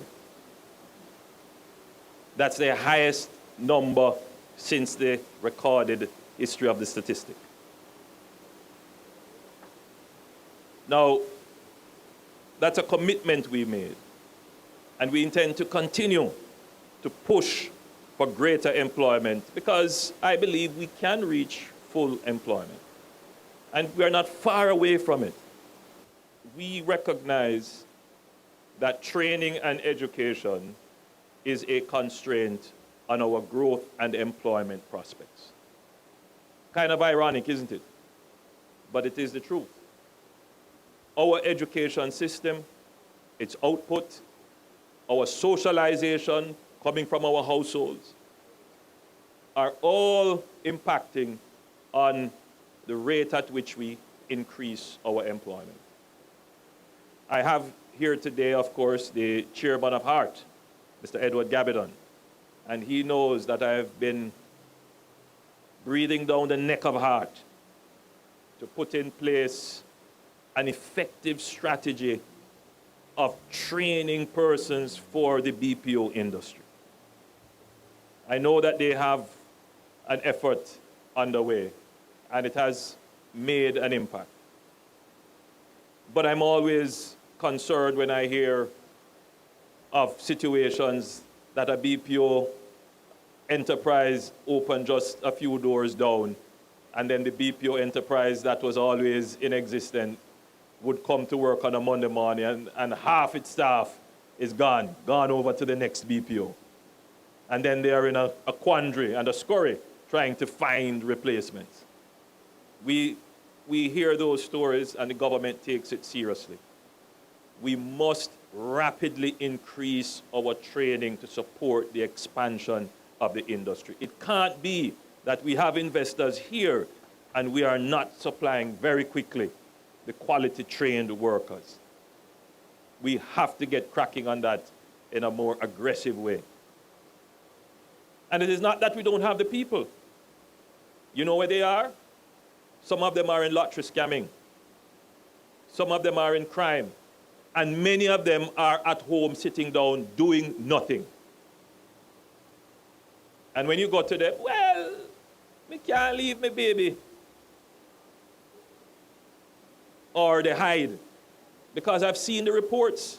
We have gone into communities with programs offering people to be trained, and they refuse to take it. Why? It is clear that the policy of the government can't be just employment. The policy of the government has to be to create a culture of work. So, I want to thank you, because if you let me, I'll go on and on and on. But I want to thank you for being such a good audience and for listening. And again, let me congratulate the PAJ and the team for bringing this project to fruition. I gather now you'd be above 10,600 persons employed here, and that the BPO sector in terms of its employment is now in excess of 36,000. I'm certain that before the year is out, we should be close to 40, if not passing it. My view, and I continue to maintain it, is that we could have hundreds of thousands of persons employed in the BPO sector, providing we can release the constraint of the trained labor force and build out the spaces. As it has turned out, it has been easier to build out the spaces than to relieve the constraint of employment. But I give the assurance that we are working on both. God bless you all. Happy New Year. Health, prosperity, happiness, and peace.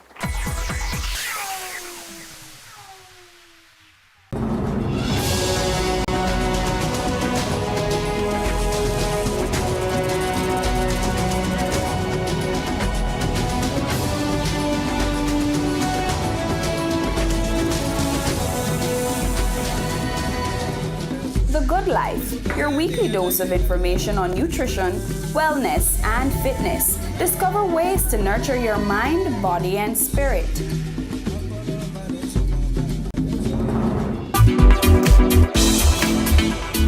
My name is Herbert Chung, Executive Chairman, Co-Founder, Honeybun 1982 Limited. You're watching Business Access TV. Serious about business.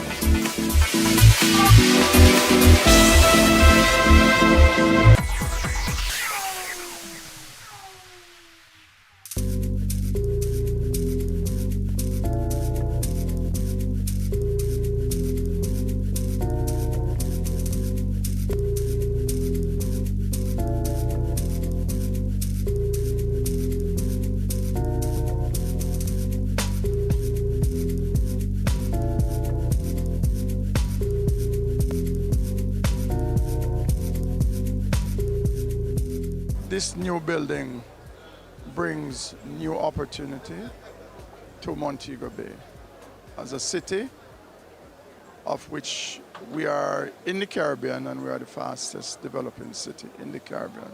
But this new building will mean thousands of new jobs for young people, not only from St. James, but from adjoining parishes.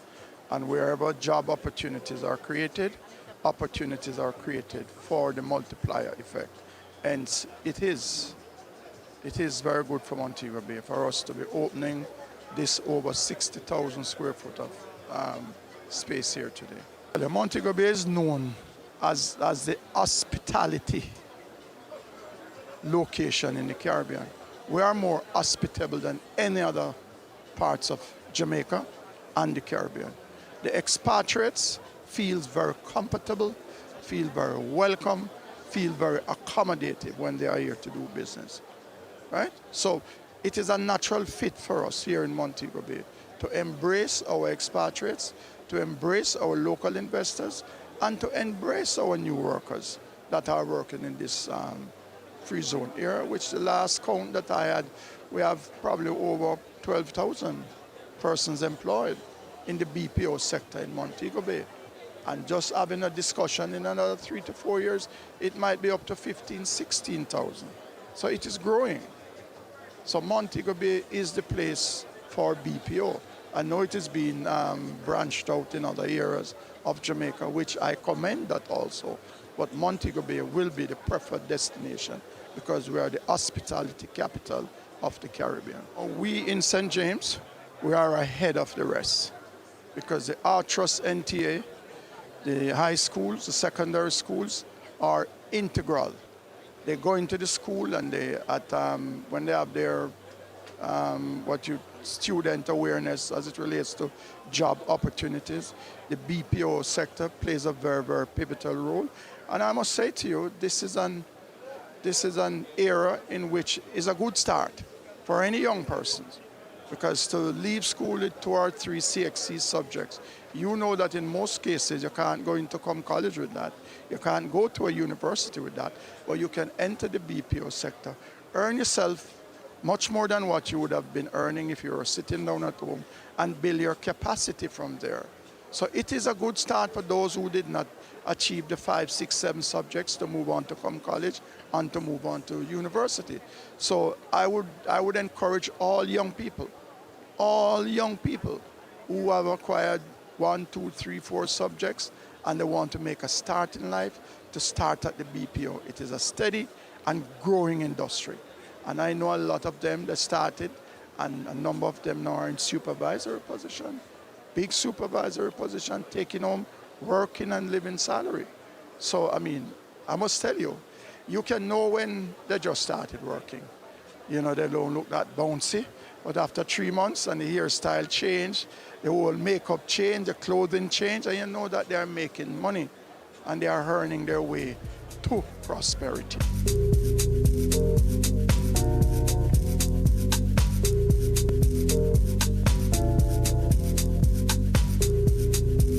As an iconic building, it demonstrates that we are committed to a world-class type of facility for the services that are offered here.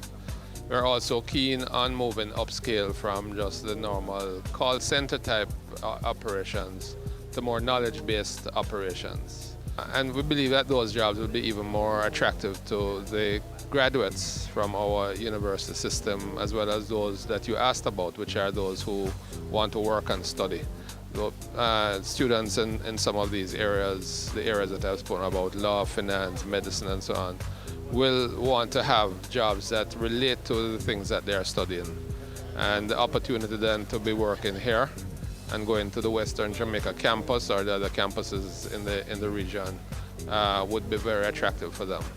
The manager of the facility, Gloria Henry, is already has collaborations with the community center here. So there are a number of students who are workers here, employees here in the center, but who are pursuing degrees and other programs at the community center. So there is quite a symbiotic relationship between the university system and what we have here going here at the Montego Bay Free Zone. BPO is excellent for Montego Bay. Gives a lot of employment, has a lot of people, and is expanding very rapidly. And it will be a big future for the town. And with the bypass road coming next year, makes a huge difference to Montego Bay.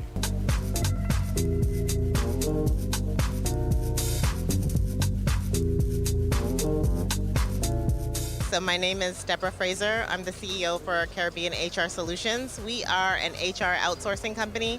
So we support, for the most part, business process outsourcing players who are coming into Jamaica and help them to launch and to find all of their staff, to develop their HR programs, and to keep them in compliance with Jamaican labor laws. So this new building is really very, very impressive. Jamaica has been successful at attracting the top outsourcers globally, and that's responsible for providing really great quality jobs. So companies all over the world are turning to outsourcing their core and non-core activities. And Jamaica has been very, very successful at showing the world that we have bright, talented people who can work in several types of jobs, including quality analysts, workforce managers, service and sales, IT. I mean, it's amazing. So the building really does represent a lot of hard work that's gone into building this industry. So we're happy to support it.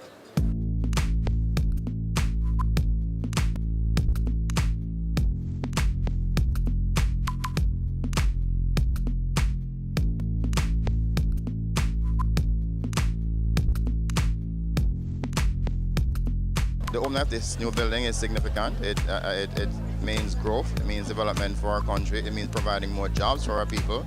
So I think this is a great move and a move in the right direction for us here in Montego Bay and by extension Jamaica.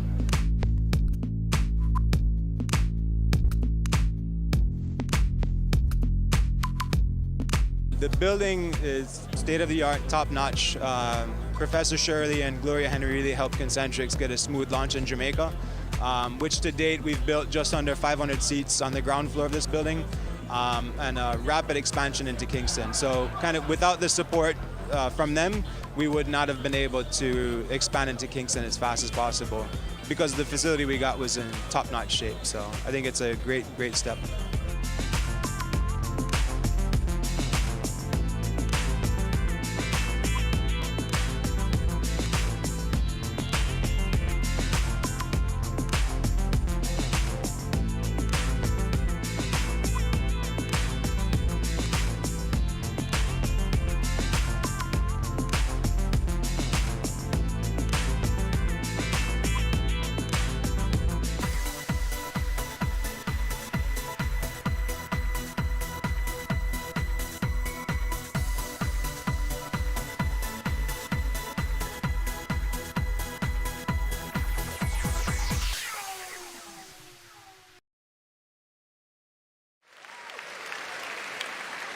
I do have a dream, and I know you have a dream, that we can make Jamaica the place of choice for you to choose to live, to work, to do business.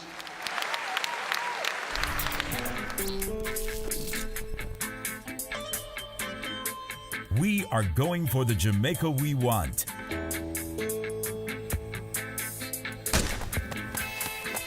Making steady progress to achieve the Sustainable Development Goals in our National Development Plan, Vision 2030 Jamaica.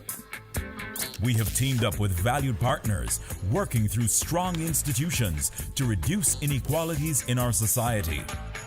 We commit to being responsible in our production and consumption, ensuring we build sustainable communities in harmony with nature. Jamaica is making significant strides in providing quality, lifelong education for all, enabling our people to be engaged in decent work to drive economic growth, equipping men and women with the skills to build resilient infrastructure, promote sustainable industry, foster innovation, and utilize new technologies. Urgent action is being taken to manage natural resources responsibly, protecting clean water sources, ensuring access to water and sanitation for all, diversifying to alternative energy sources, conserving our environment and sustaining life below water and on land. Jamaica is making moves to ensure healthy lifestyles for the well-being of our people. We're promoting sustainable agriculture to achieve food security, improve nutrition, and end extreme hunger, putting in the work to end poverty in all its forms.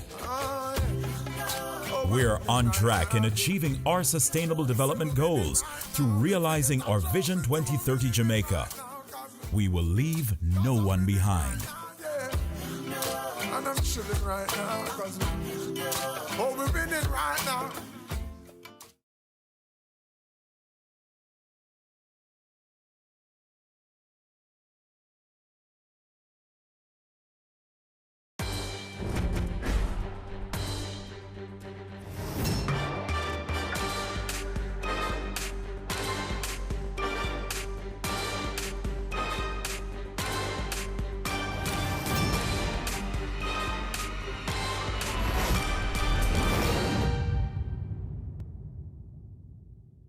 Your business matters.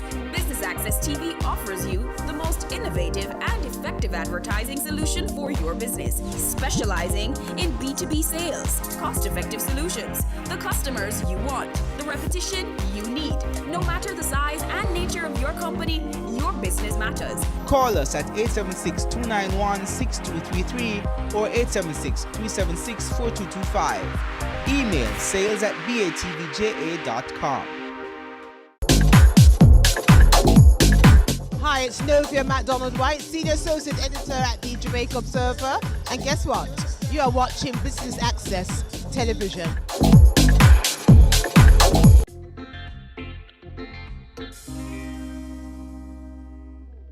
Hey guys, and thanks for joining me on another episode of Chill Spot. Today we'll be hanging out with Adrian Samuda. He is the CEO of the Kaluga Group, and he'll be taking us to have lunch at the CPJ Courtyard. And then afterwards it will be on to Jam Zone for a game of bowling. So don't go anywhere, much more Chill Spot after this.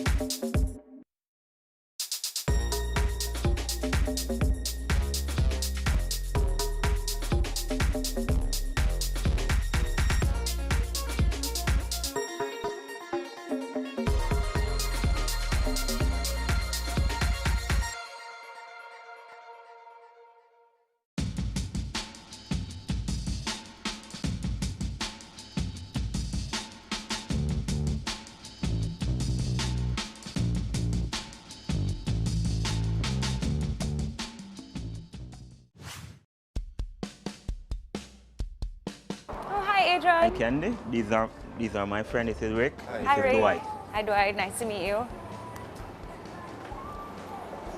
So talk to me now, what are we going to be doing today? Today we're going to be having lunch. Then we go to Jam Zone. It's gonna be my first time bowling. Well, I must say I really like the ambience here, and I'm very excited about the food as well. Have you ever eaten here? I have. So what's your favorite thing on the menu here? There's a sandwich, it's a Marlin sandwich. I ate it last week. I'm somebody who, because I'm in the restaurant business, and I'm You're a restaurant very app, interested in that stuff, eh? to find out what is on different menus.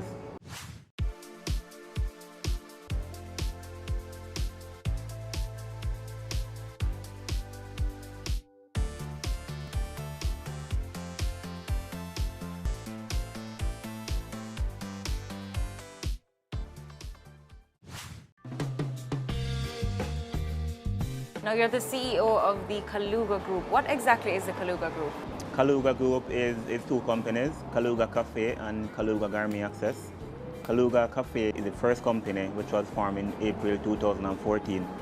It's a restaurant and a casual diner located in Old Harbour. But over the years we have identified the need for catering, which clients have always been asking us about food to be served at their home or at weddings. So the company Kaluga Gourmet Access was formed in June 2015. Now why Old Harbour for the restaurant? I am from Old Harbour. That's a good reason. Yeah, it's a good reason. And Old Harbour is the fastest growing place in the English-speaking Caribbean. So the question is, why not Old Harbour? Right. Now, prior to opening the restaurant and launching out on your own, you were working in banking. Talk to us about the transition. My first degree is in food and beverage management. But leaving college, you're looking at your first job. Yeah. So Scotiabank was actually the first answer to the wide variety of resumes that were sent out. And I developed a liking for the banking sector. I started getting promotions and going into different departments. So I spent 7 years at Scotiabank, but the passion for food and beverage was always there. Right. From teenage years, I always wanted to open a restaurant. And so in 2012, I started to do my survey at Old Harbour to assess if Old Harbour really needs a Kaluga Cafe. And the answer was yes from the questionnaires that were distributed. What's behind the name Kaluga? Kaluga is the name of the biggest freshwater fish. And Old Harbour is known for fish. Okay. It's a fishing village.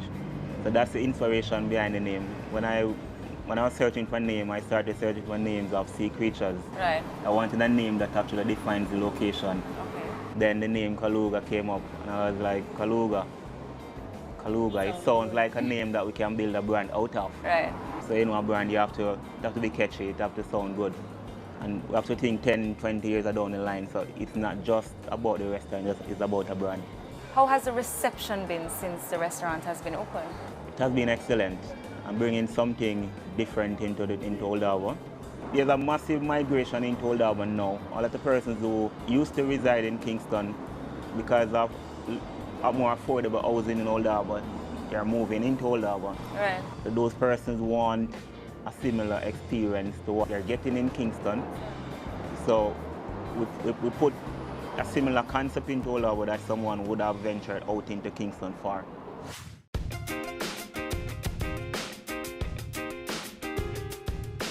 Now you've been recognized by the Observer Food Awards. Talk to us about that achievement. We won the food awards for the Parish Gem of St. Catherine in 2015. So there's nowhere else in St. Catherine to go but Kaluga, is that what you're saying? There are places to go, but Kaluga is the premier spot. And in 2016, yeah, we were awarded again one of the most talked about restaurants in Jamaica. Okay, congratulations. Thank you. Now, you went from having a stable income in corporate to an unstable one, so to speak, as an entrepreneur. How was that transition? This transition was easy because it starts from the mind, and my thing was always entrepreneurship. Even while being at the bank, I was always doing something on the side. Right. I would always have a love for entrepreneurship. So it was just about when. When was the right time? When was the right time? In December 2013, after building on Kaluga Cafe, I realized that this is something that is going to be greater than what I thought. It couldn't be multitasking between Scotiabank and Kaluga Cafe. I had to make a decision, and my decision was my passion. And you've never regretted it? I've never regretted it. I never think of a plan B because I know that it must work. Right. And that's important. And it has. It has worked. It is working. So it's conditioning the mind and setting up myself mentally. You know, said it is a must. There's no failure. Success is a must. Coming up.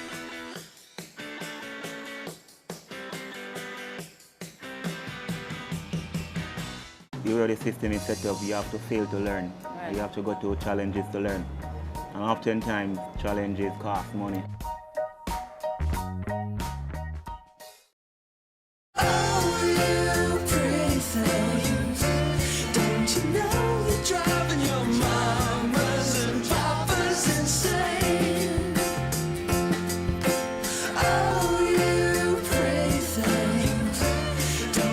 Great design is not only how things look, but also how well they work.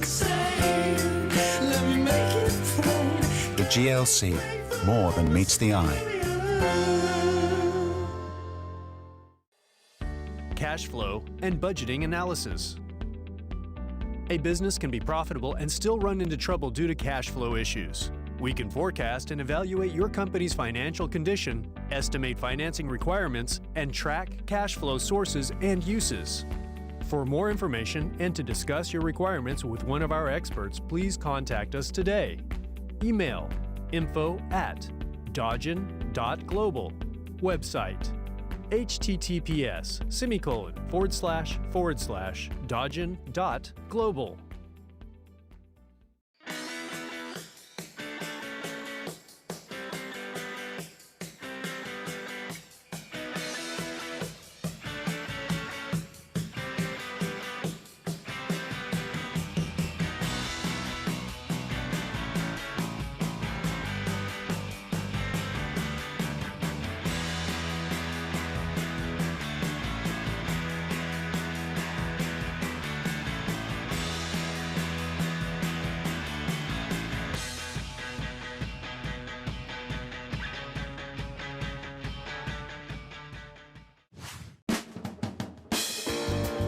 So have you guys been out to Kaluga Cafe?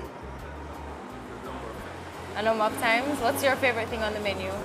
Shrimp pasta. Shrimp pasta? What's yours? Chicken. Chicken pasta. Chicken pasta. Pasta lovers. Pasta lovers over here, man.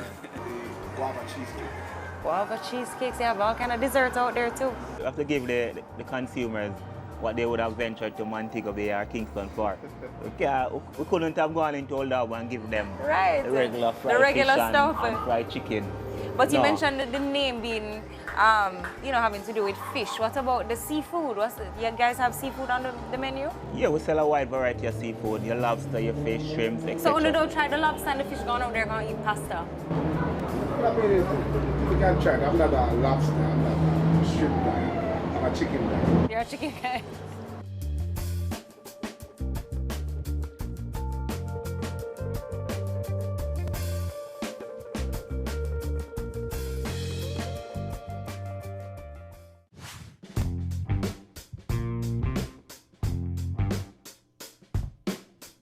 What's your secret to success so far on your journey?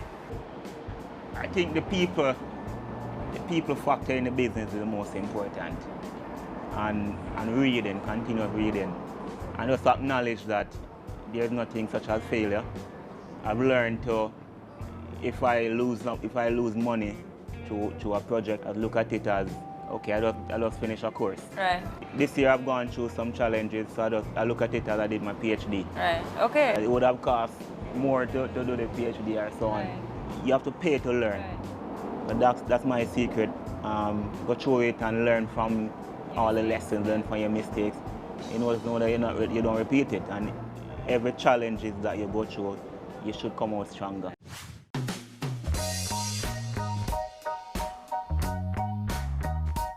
Now, what are some of the struggles that you faced or challenges that you faced as an entrepreneur?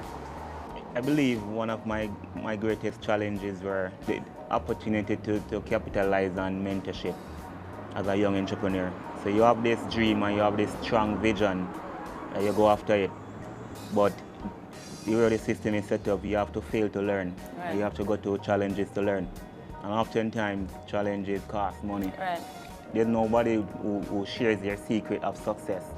All the great persons who have gone through it, you won't know how they did it. Right. Unless you go through it and you pay the price. I've not failed, I don't believe in failure, but it has been challenges. You have to learn from your own. Now, what sort of impact do you hope to have in this industry? Just as though I went into law and changed lives, made a difference, I want to be an entrepreneur that makes a difference in whatever field I enter into. You mentioned something about mentorship. Do you have a mentor? I don't have a mentor. I've just completed coaching from an entity. That's the closest to a mentor. But So you are going to be a mentor? I would love to be a mentor because I realize that that's one of the greatest challenges that especially young entrepreneurs face right now. You have a dream or you have a vision, but a lot of reasons for failure is because persons do not have someone to show them how to be successful and the guidance. It's not because there's not a great model. It's lack of mentorship. Nobody, the great person, not telling you how they did it. And finally, where do you see yourself in 5 years professionally? I am looking to go to the junior stock exchange. Okay. That's the plan. Go to the junior stock market. To continue to build the brand, position the brand properly, and 5 years sell shares and reap the reward. Coming up.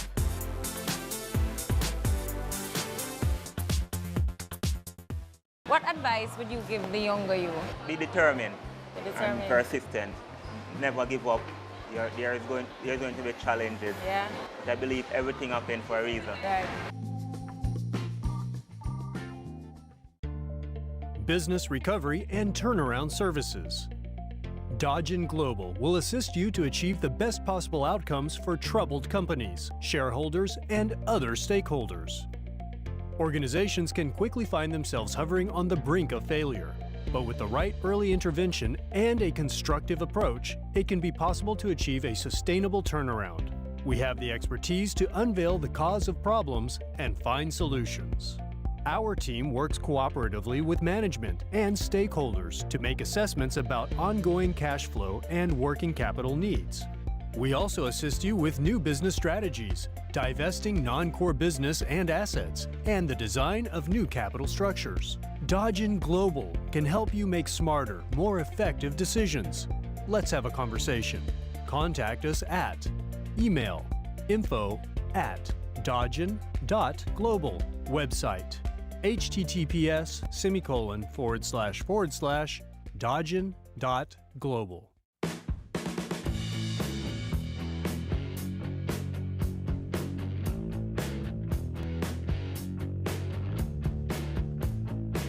So are you ready to lose? Yeah, see if you can beat me. No, I know I can beat you.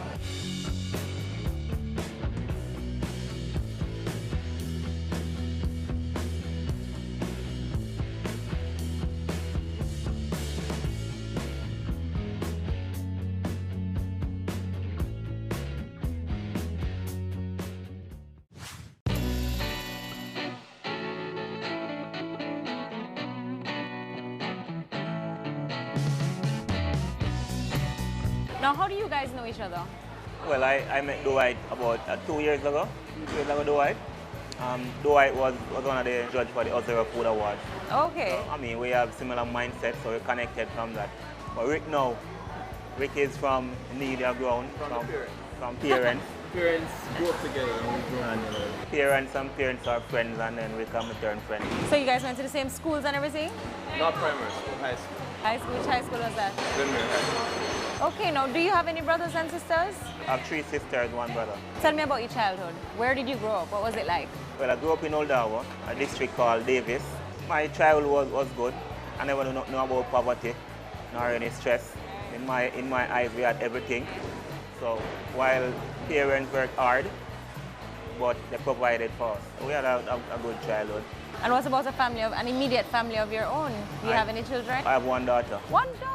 How old is she? She's 3 years old. My goddaughter. That's your goddaughter? Well, the goddaughter that him not visit. Call him out, yes, call him out.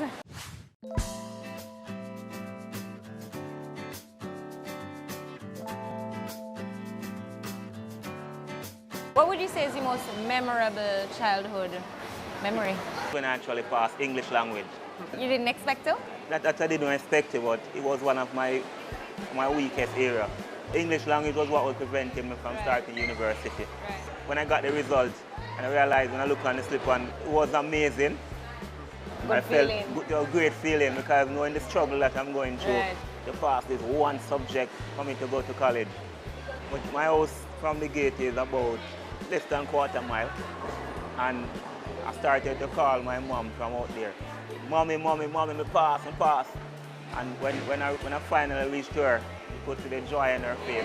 So that was it. Yeah, man. Every time I remember anything, that was the moment. Now, what else do you guys like to do for fun? I'm a park person, so when he has sipping, I'll go down there and chill at night, by the restaurant in general. And you and Dwight like to what, read books together? We talk about business a lot. How we're going to take over the world, right, Dwight? If I want to talk about business, the first person literally that comes to my mind is Adrian. Adrian is a very reliable person. I don't have to tiptoe around any particular subject matter. I can start him because he's non-judgmental and he's consistent. And what I love most about him is that philosophically, we don't talk about people. So what I love about him is that he has a very pure spirit about people. He's a very, very good friend to us. And would you agree with what he has said? I do. Adrian, as you said, we've grown up over the years. He's, considered to be my best friend. Somebody else kind of gets close as well, but we're still virgin, you know? I kind of have a choice now who's to be the best man. He's a professor. He's a professor. Clearly. But he has his head on his body. As I said, well-driven and goal-orientated. He's someone I can depend on, as Dwight said, and in circumstances as well, I've had situations where I have to call upon Adrian and say, X, and it's there, And I think he looks at me the same way as well as I wouldn't be the godfather of his daughter, although that's a different story. Me and Adrian's friendship, unlike Dwight, where they might communicate often, it's one where we don't have to talk to know that the relationship stays the same. Right. Well, I hope your head not swelling too much, because that was a lot of good things. You've left a very good impression on the people that you've touched in your life. Thanks to Business Access TV.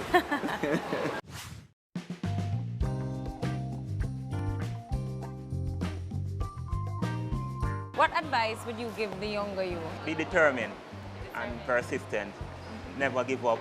There is going to be challenges. But I believe everything happens for a reason.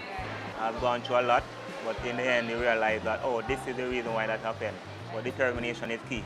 All right, well, I think the last thing left for us to do now is bowl. Right. Let us go.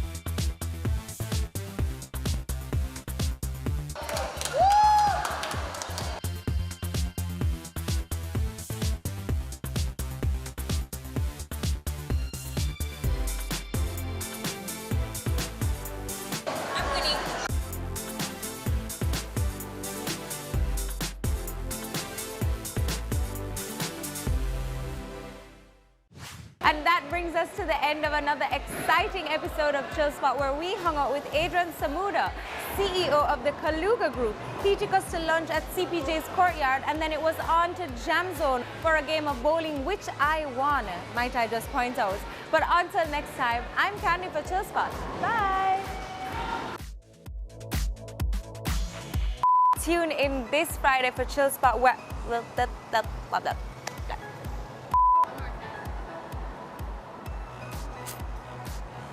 That's a good take, you know, it's a good take. Do you have any children? I have one daughter. One daughter? How old is she? She's 3 years old. My goddaughter. That's your goddaughter? Well, the goddaughter that him no visit.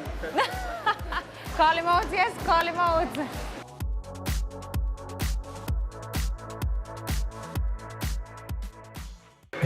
Shoes are big. It's going to make me lose. A bare space.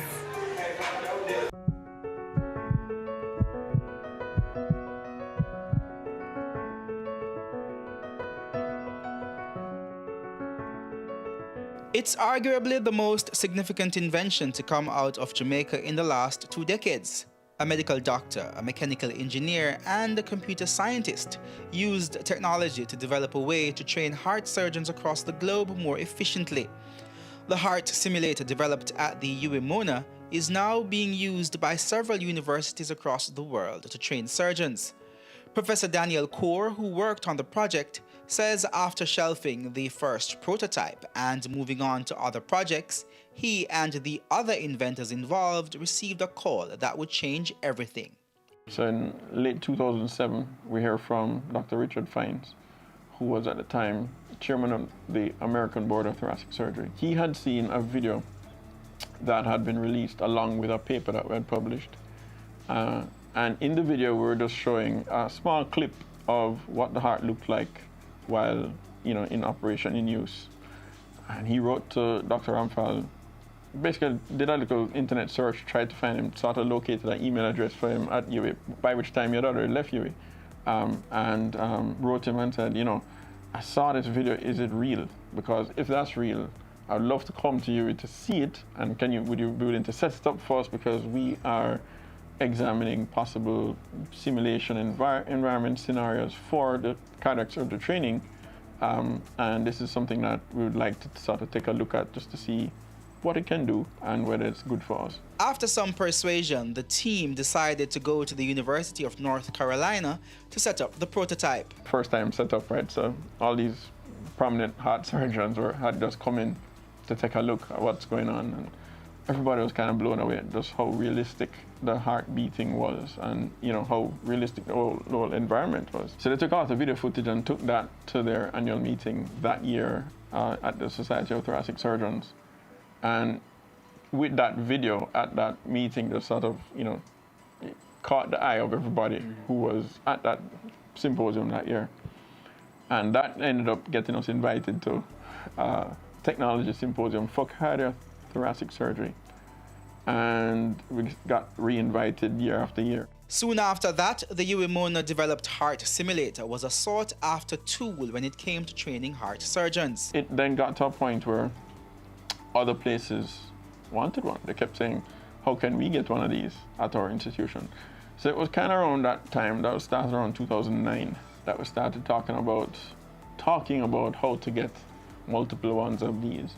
And by around 2011, we'd actually built them. So in that interim, we had negotiations, sort of thought about how to sort of make it a little more structured and sort of help ourselves get to the point where we could be talking to people who might want a license. The simulator then ended up in some of the top medical schools in North America, revolutionizing the way heart surgeons were being trained. Harvard's Mass General Hospital, University of Rochester,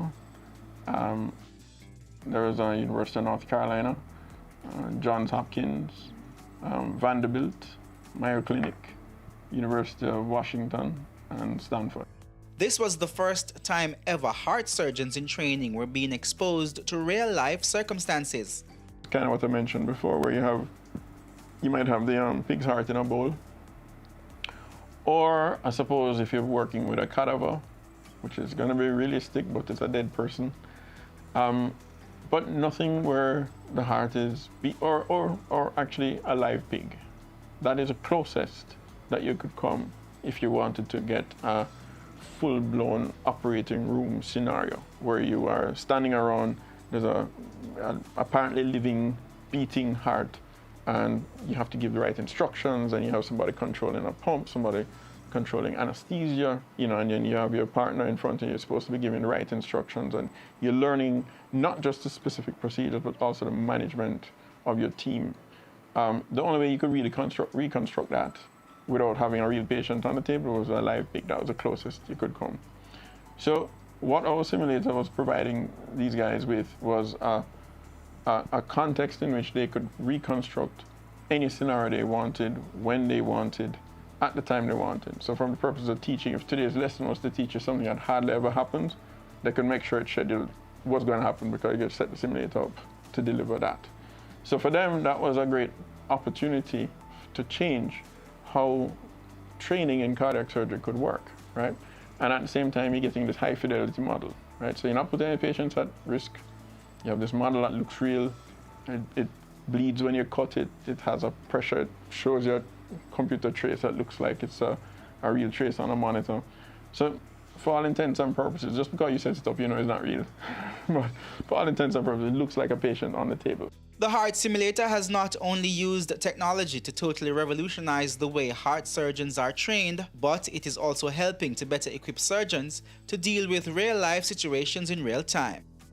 There are some well-rehearsed procedures, as in over time, they've developed some procedures to respond to a particular kind of emergency. But if you as a resident only get trained via the operating room, then the only scenarios that you become familiar with are the ones that you see. Now, of course, if you see 100 cases, 200 cases, then you start thinking, okay, you're ready, you're competent, you can go, and you are now going to be certified as capable of practice on your own. But what if the scenario that we're worried about isn't one that occurs so frequently? It might be 1 in 1,000 cases, it might be 1 in 2,000 cases. Those are still potentially life-threatening. You still want somebody who's gonna now become an attending to know how to deal with them. And in the old situation, before our simulator, the only way they would have really gotten that exposure is through a textbook or somebody telling them, if you ever encounter this is what you're supposed to do. So it's kind of a hypothetical, and the response is really a kind of theoretical response, or it's a hypothetical one anyway. With a simulator, we can now say, okay, next week's lesson going to be how you deal with this. And I can tell you what you must do, and I can set up the simulator to make that emergency occur. So while you're doing your thing, suddenly something happens and you say, what's going on?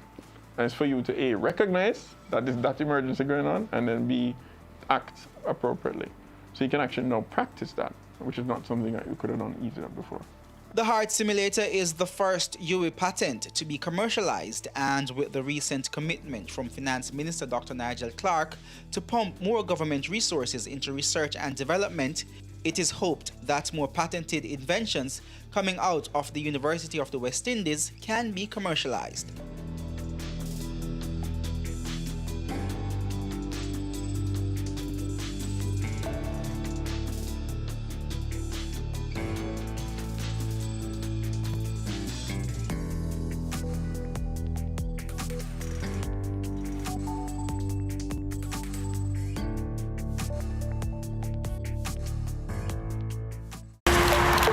Takes you behind the scenes of Jamaica's exploding creative industries to give you an insider's look at how creatives get the job done.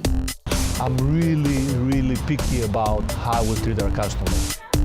As creative people, we went a little bit over the top. Each week, we interview innovators leading the charge in their industry. The chaos of creativity meets the stricture of structure on Business Access TV's Cameo. My name is Levon Flynn, and you're watching Business Access TV. Serious about business.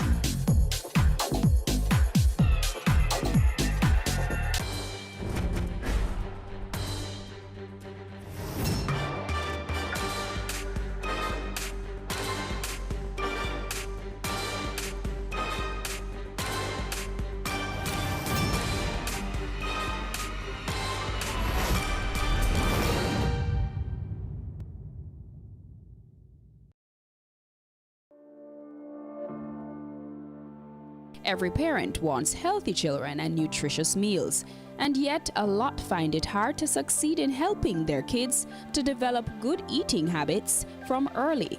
This week on The Good Life, we talk to health coach Rachel Christian, who uses her expertise in health coaching to help her kids make better decisions. Take a look.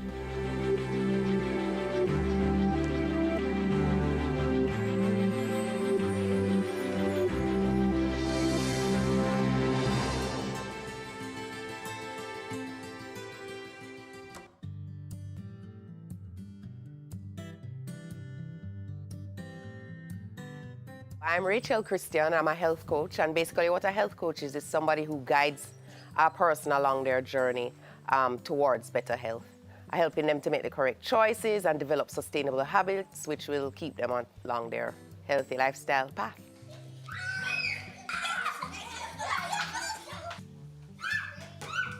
I was facing some issues myself, and I attributed them all to weight loss and not being able to sustain weight loss for any period of time. And so I started with that goal in mind. And then while I was on my journey, I realized that all of my efforts would be counterproductive goal-wise if I didn't get my other foods, my primary foods, in check. When we think about health, we often think of just, food and exercise. So there are two foods that which we nourish ourselves with. There's our secondary food, which everybody knows about. It's our nutrition, what we put in our mouth. But we also have a set of primary foods, which are very critical to optimizing health, but they're often overlooked. And our primary foods are our spirituality. If you don't have a core or a center from which you are able to deal with the many things that come at you on a regular basis throughout the day, then that can create stress, which can also lead to an unhealthy life. There's your career, how you're spending your day, 8 hours of your day. If you're spending that in a toxic space or a toxic energy, then that can be debilitating. And then there's also relationships, the kind of relationships you have with yourself and the relationships you have with other people, you know. What are you telling yourself about yourself? That can also lead to unhealthy life. And so once I started to focus on those things and keep them in check, it became much easier for me to control how I exercise and also to control how I eat. I lost the weight and I became healthy. But then in that I realized health is about so much more than weight loss, you know, it's about the life that you gain. And once I was eating better foods and exercising and paying attention to my primary foods, my life just opened up in so many different ways. I was able to achieve so many more of the goals that I set for myself. My whole outlook, my whole passion, my energy, my drive, my clarity, all of those things just improved. It's something that I don't think people realize is possible, and even if they know it's possible, they don't think it's achievable, and I just want to help them realize that it's so achievable and so possible. As I was reading an article the other day about the obesity and overweight rate in Jamaica right now, the Ministry of Health just released a study which shows that obesity and overweight has doubled in about the past 7 years, which is kind of scary because that opens children up to type 2 diabetes and other non-communicable diseases at an early age. You have to remember that our secondary foods, food that we eat, is absorbed at a very cellular level when we take it in. And so it shapes our organs, our cells. It also impacts the way that the chemicals and hormones interact in our brain. And so it affects our mood, the way we act, the way we behave, the way we think. Nutrition for children is extremely important because I spoke to the fact that type 2 diabetes is real, overweight, obesity, and non-communicable diseases. But also in terms of their passion and their clarity and their drive and their goal achievement. It's very, very important.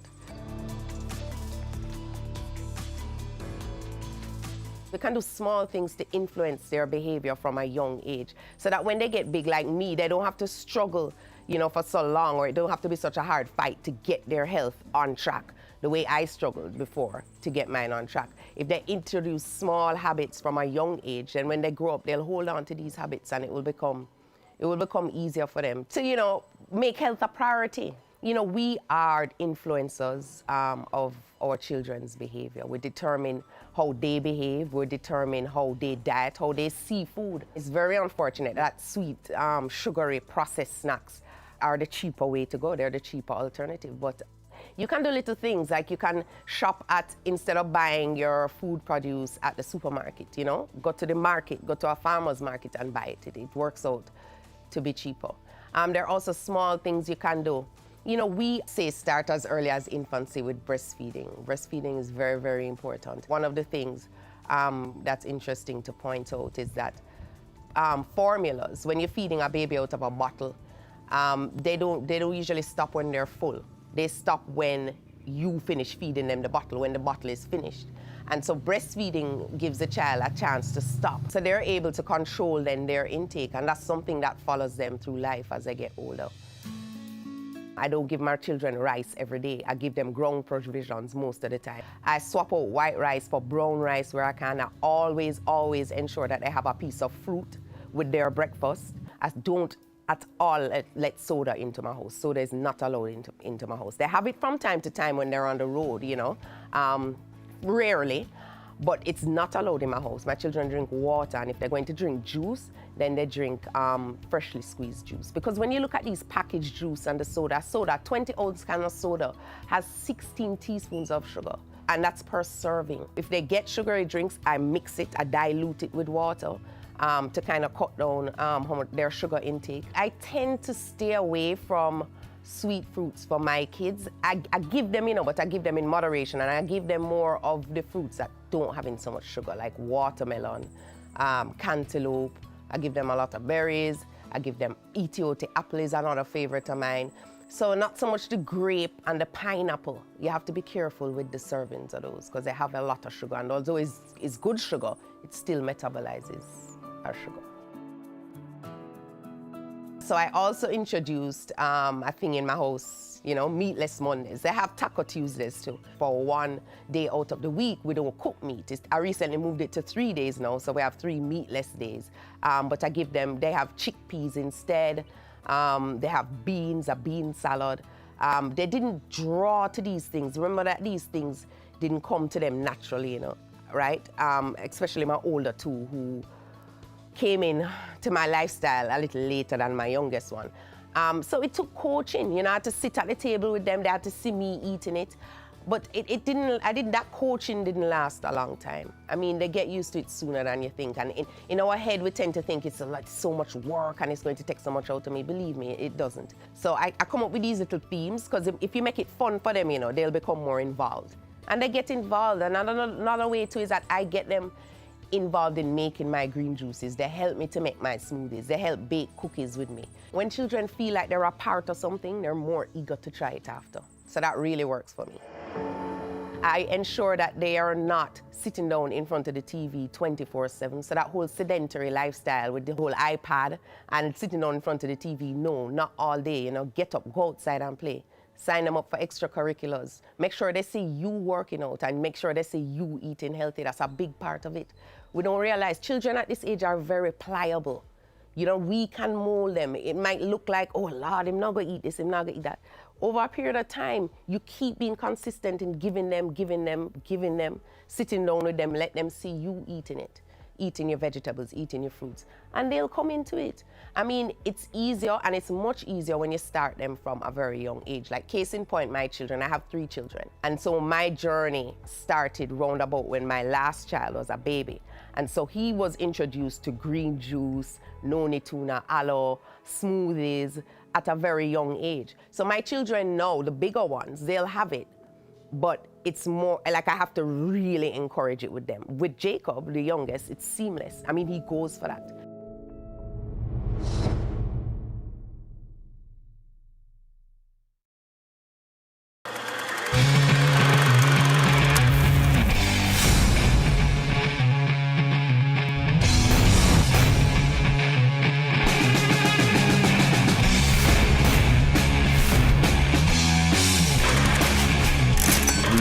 Grown from 20 million US to now having 800 million US dollars.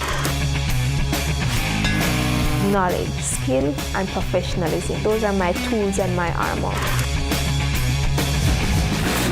It's a big men don't cry, right? It's a big men don't cry, right? We were being robbed some $531,000. I've been angry to the point where I feel like I would kill people.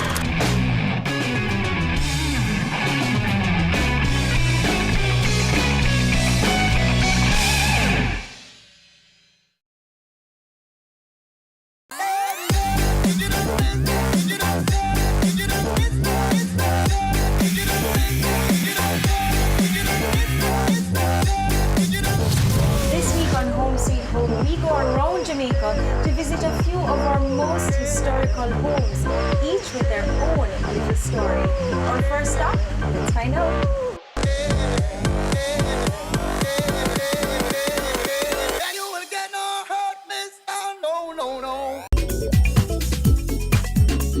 Hi, this is Angelique Martin Spencer, Principal and Interior Decorator of Ash, Angelique Spencer Home, and you're watching Business Access TV, serious about business.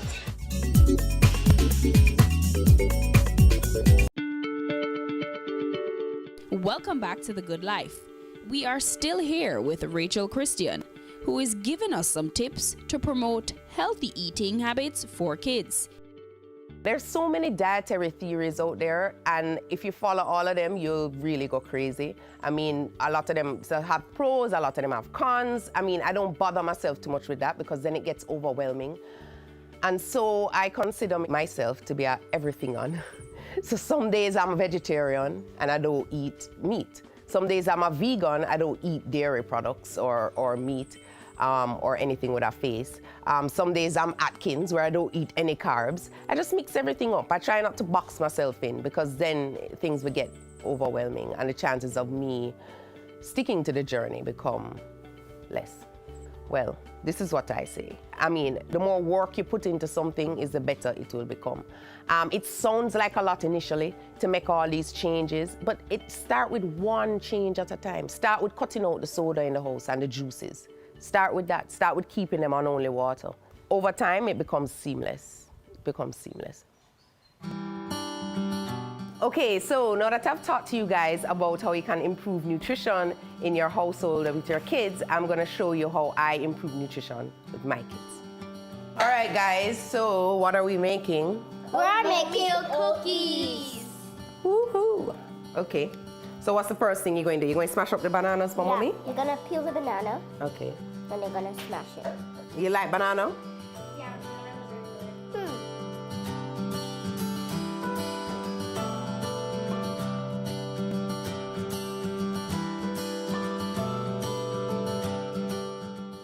So we're using bananas. They're nutritional, and kids like them in the treat because they're sweet. So if there's any fruit I would actually love to eat, it's bananas. All right, so now that those are squashed, we're just gonna throw everything else in there. So we have some flax, we have some walnuts, we have raisins, we have oatmeal, we have unsweetened coconut flakes, honey, cinnamon, and baking powder.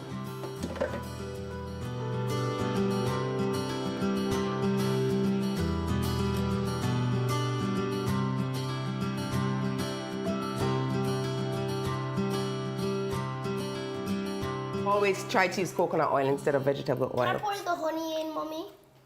Yes. Tell me when to stop. Squeeze, squeeze. Can I help him? All right, okay, okay, oh! A lot of honey. And then you're going to mix this up. So it's kind of just mixing all the stuff around there. Make sure you get all the bananas at the bottom. Mommy, keep mixing. Can you stop licking out my bowl? Hey! Spray our baking sheet. We kind of just get some of the mixture. Can I try that? Okay. No, but we're part of this too. People on TV.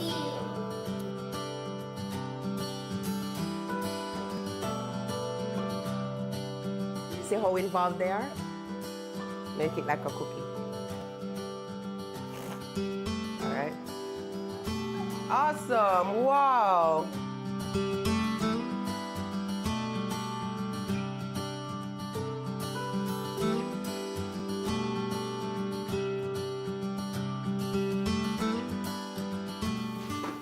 We just put it in the oven for 350 degrees for about 15-20 minutes.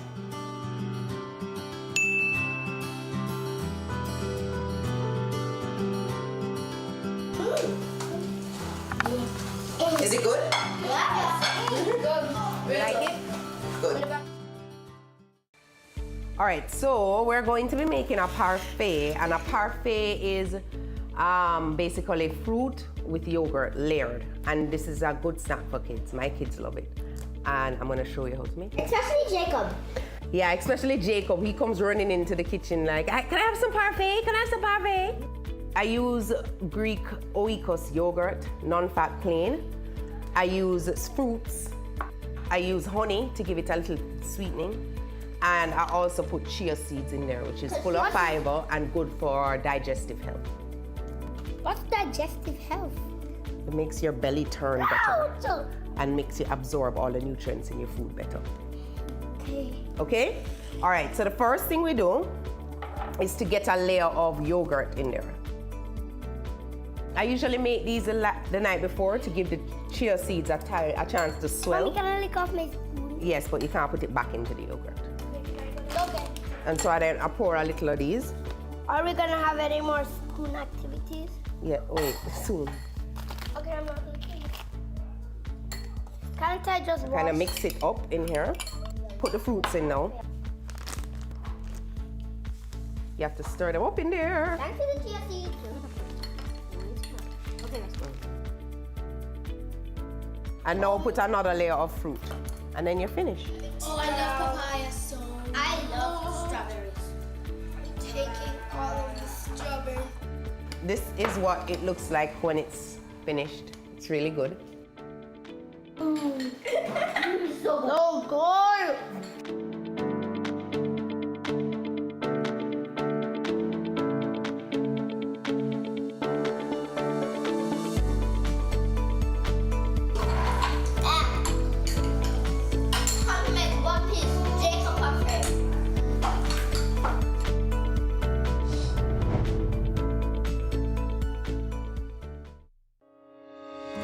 Dodge & Global Marketing Strategy Consulting.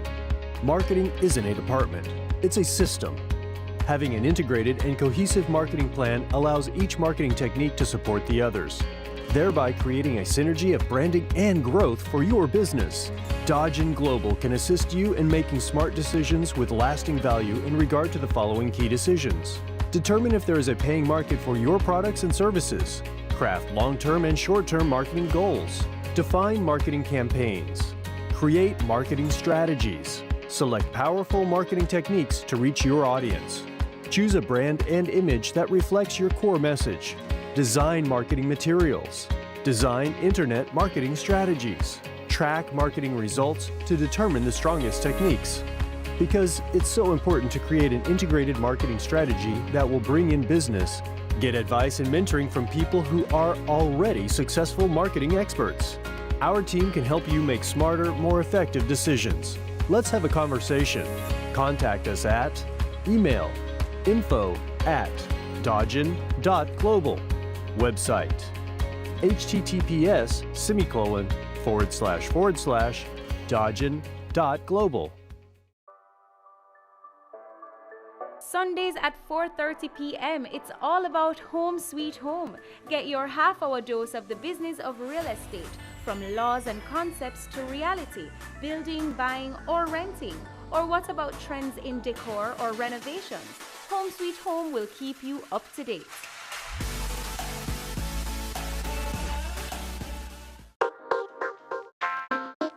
Welcome back to The Good Life. We are still here with Rachel Christian, who is giving us some tips to promote healthy eating habits for kids. If you are just joining us, you would have missed a very fun cooking show with Rachel and the kids, but we saved some for this segment. I remember earlier I spoke about meatless Mondays. So one of the meatless Mondays, or no, 3 days a week. So one of the meatless days in my house, one of the favorites is this lasagna. But instead of using meat, I use callaloo, and my kids love it. Right, Leo? You love it. Some kids have allergies and asthma, and dairy isn't good for asthma. And so if that's a problem that your child has, I wouldn't recommend using a lot of cheese in your lasagna. You could probably sprinkle a bit on top, just to give it, a little taste, but don't lose the cheese when you're layering. So I'm gonna show you the reaction to it. I'm gonna cut a piece, put it in this plate, and then I'm gonna call Gabby to come and have some. Another Meatless Mondays dish that I do is roti and just curried chickpeas and potatoes. That's a really good one as well. It's kind of falling apart. So I'm just gonna give her a little taste of it. And how I make this is to layer it. I use callaloo, I use tomato sauce, I use tomatoes, I use cheese, and I use lasagna shells. Gabby, you shall taste this. What is this? This is lasagna with some callaloo and tomato and vegetables. And cheese.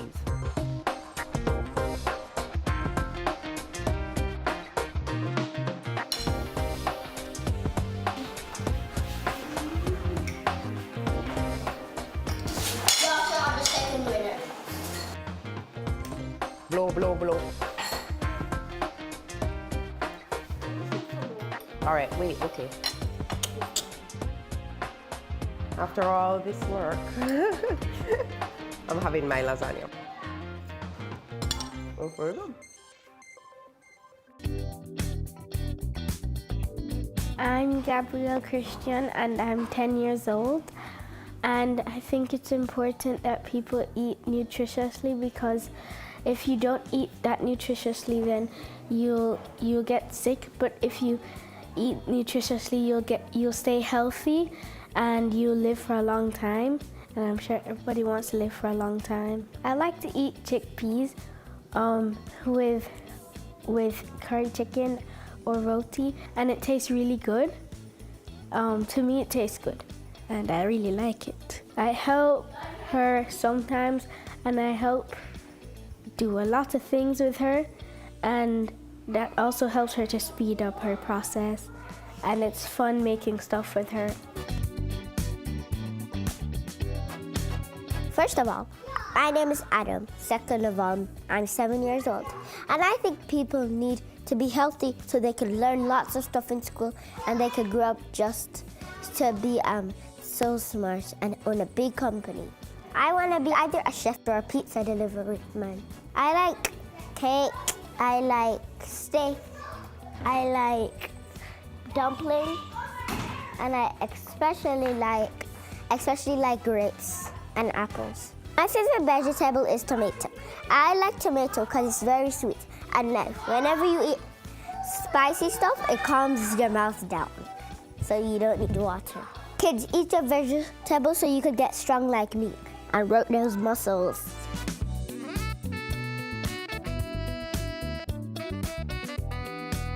My name is Jacob and I'm 6. I have a problem eating veggies, but I eat them because they're good for you.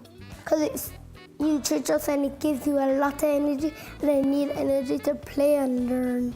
This is advice. Eat your vegetables and you will grow strong like Hulk. Eating healthy is for girls too, not just for boys. My favorite fruit is grapes because they're the fruit what tastes good actually. Bye, I need to get back to my game. That was easy. And that's it for The Good Life this week on Nutrition for Kids with health coach Rachel Christian. But before we go, take a look at a recap of some of the tips that Rachel gave.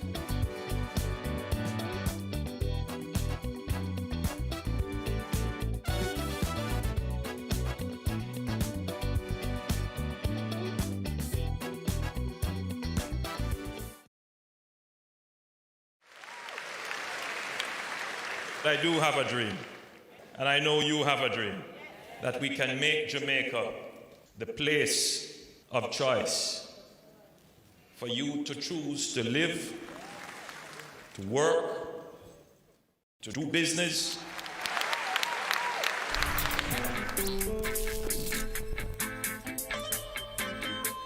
We are going for the Jamaica we want.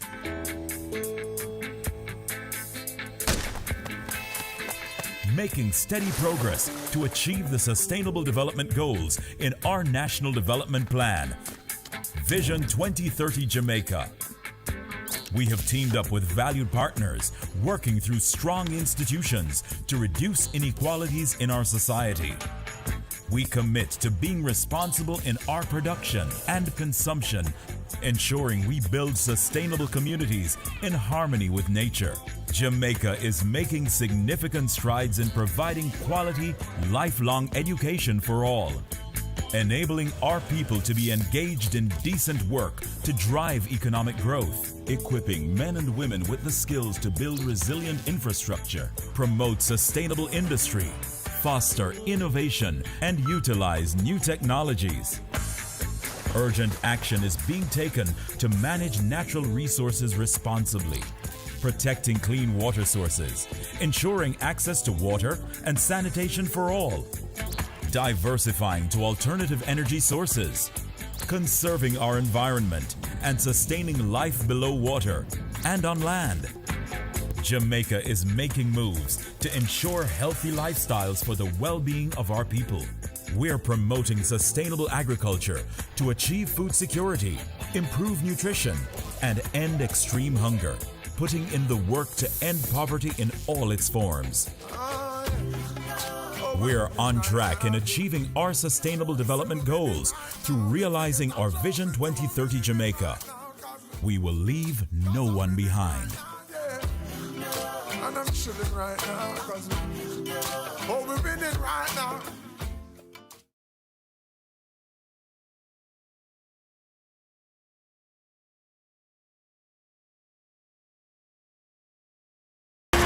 Cameo takes you behind the scenes of Jamaica's exploding creative industries to give you an insider's look at how creatives get the job done. I'm really picky about how we treat our customers. As creative people, we went a little bit over the top. Each week, we interview innovators leading the charge in their industry. The chaos of creativity meets the stricture of structure on Business Access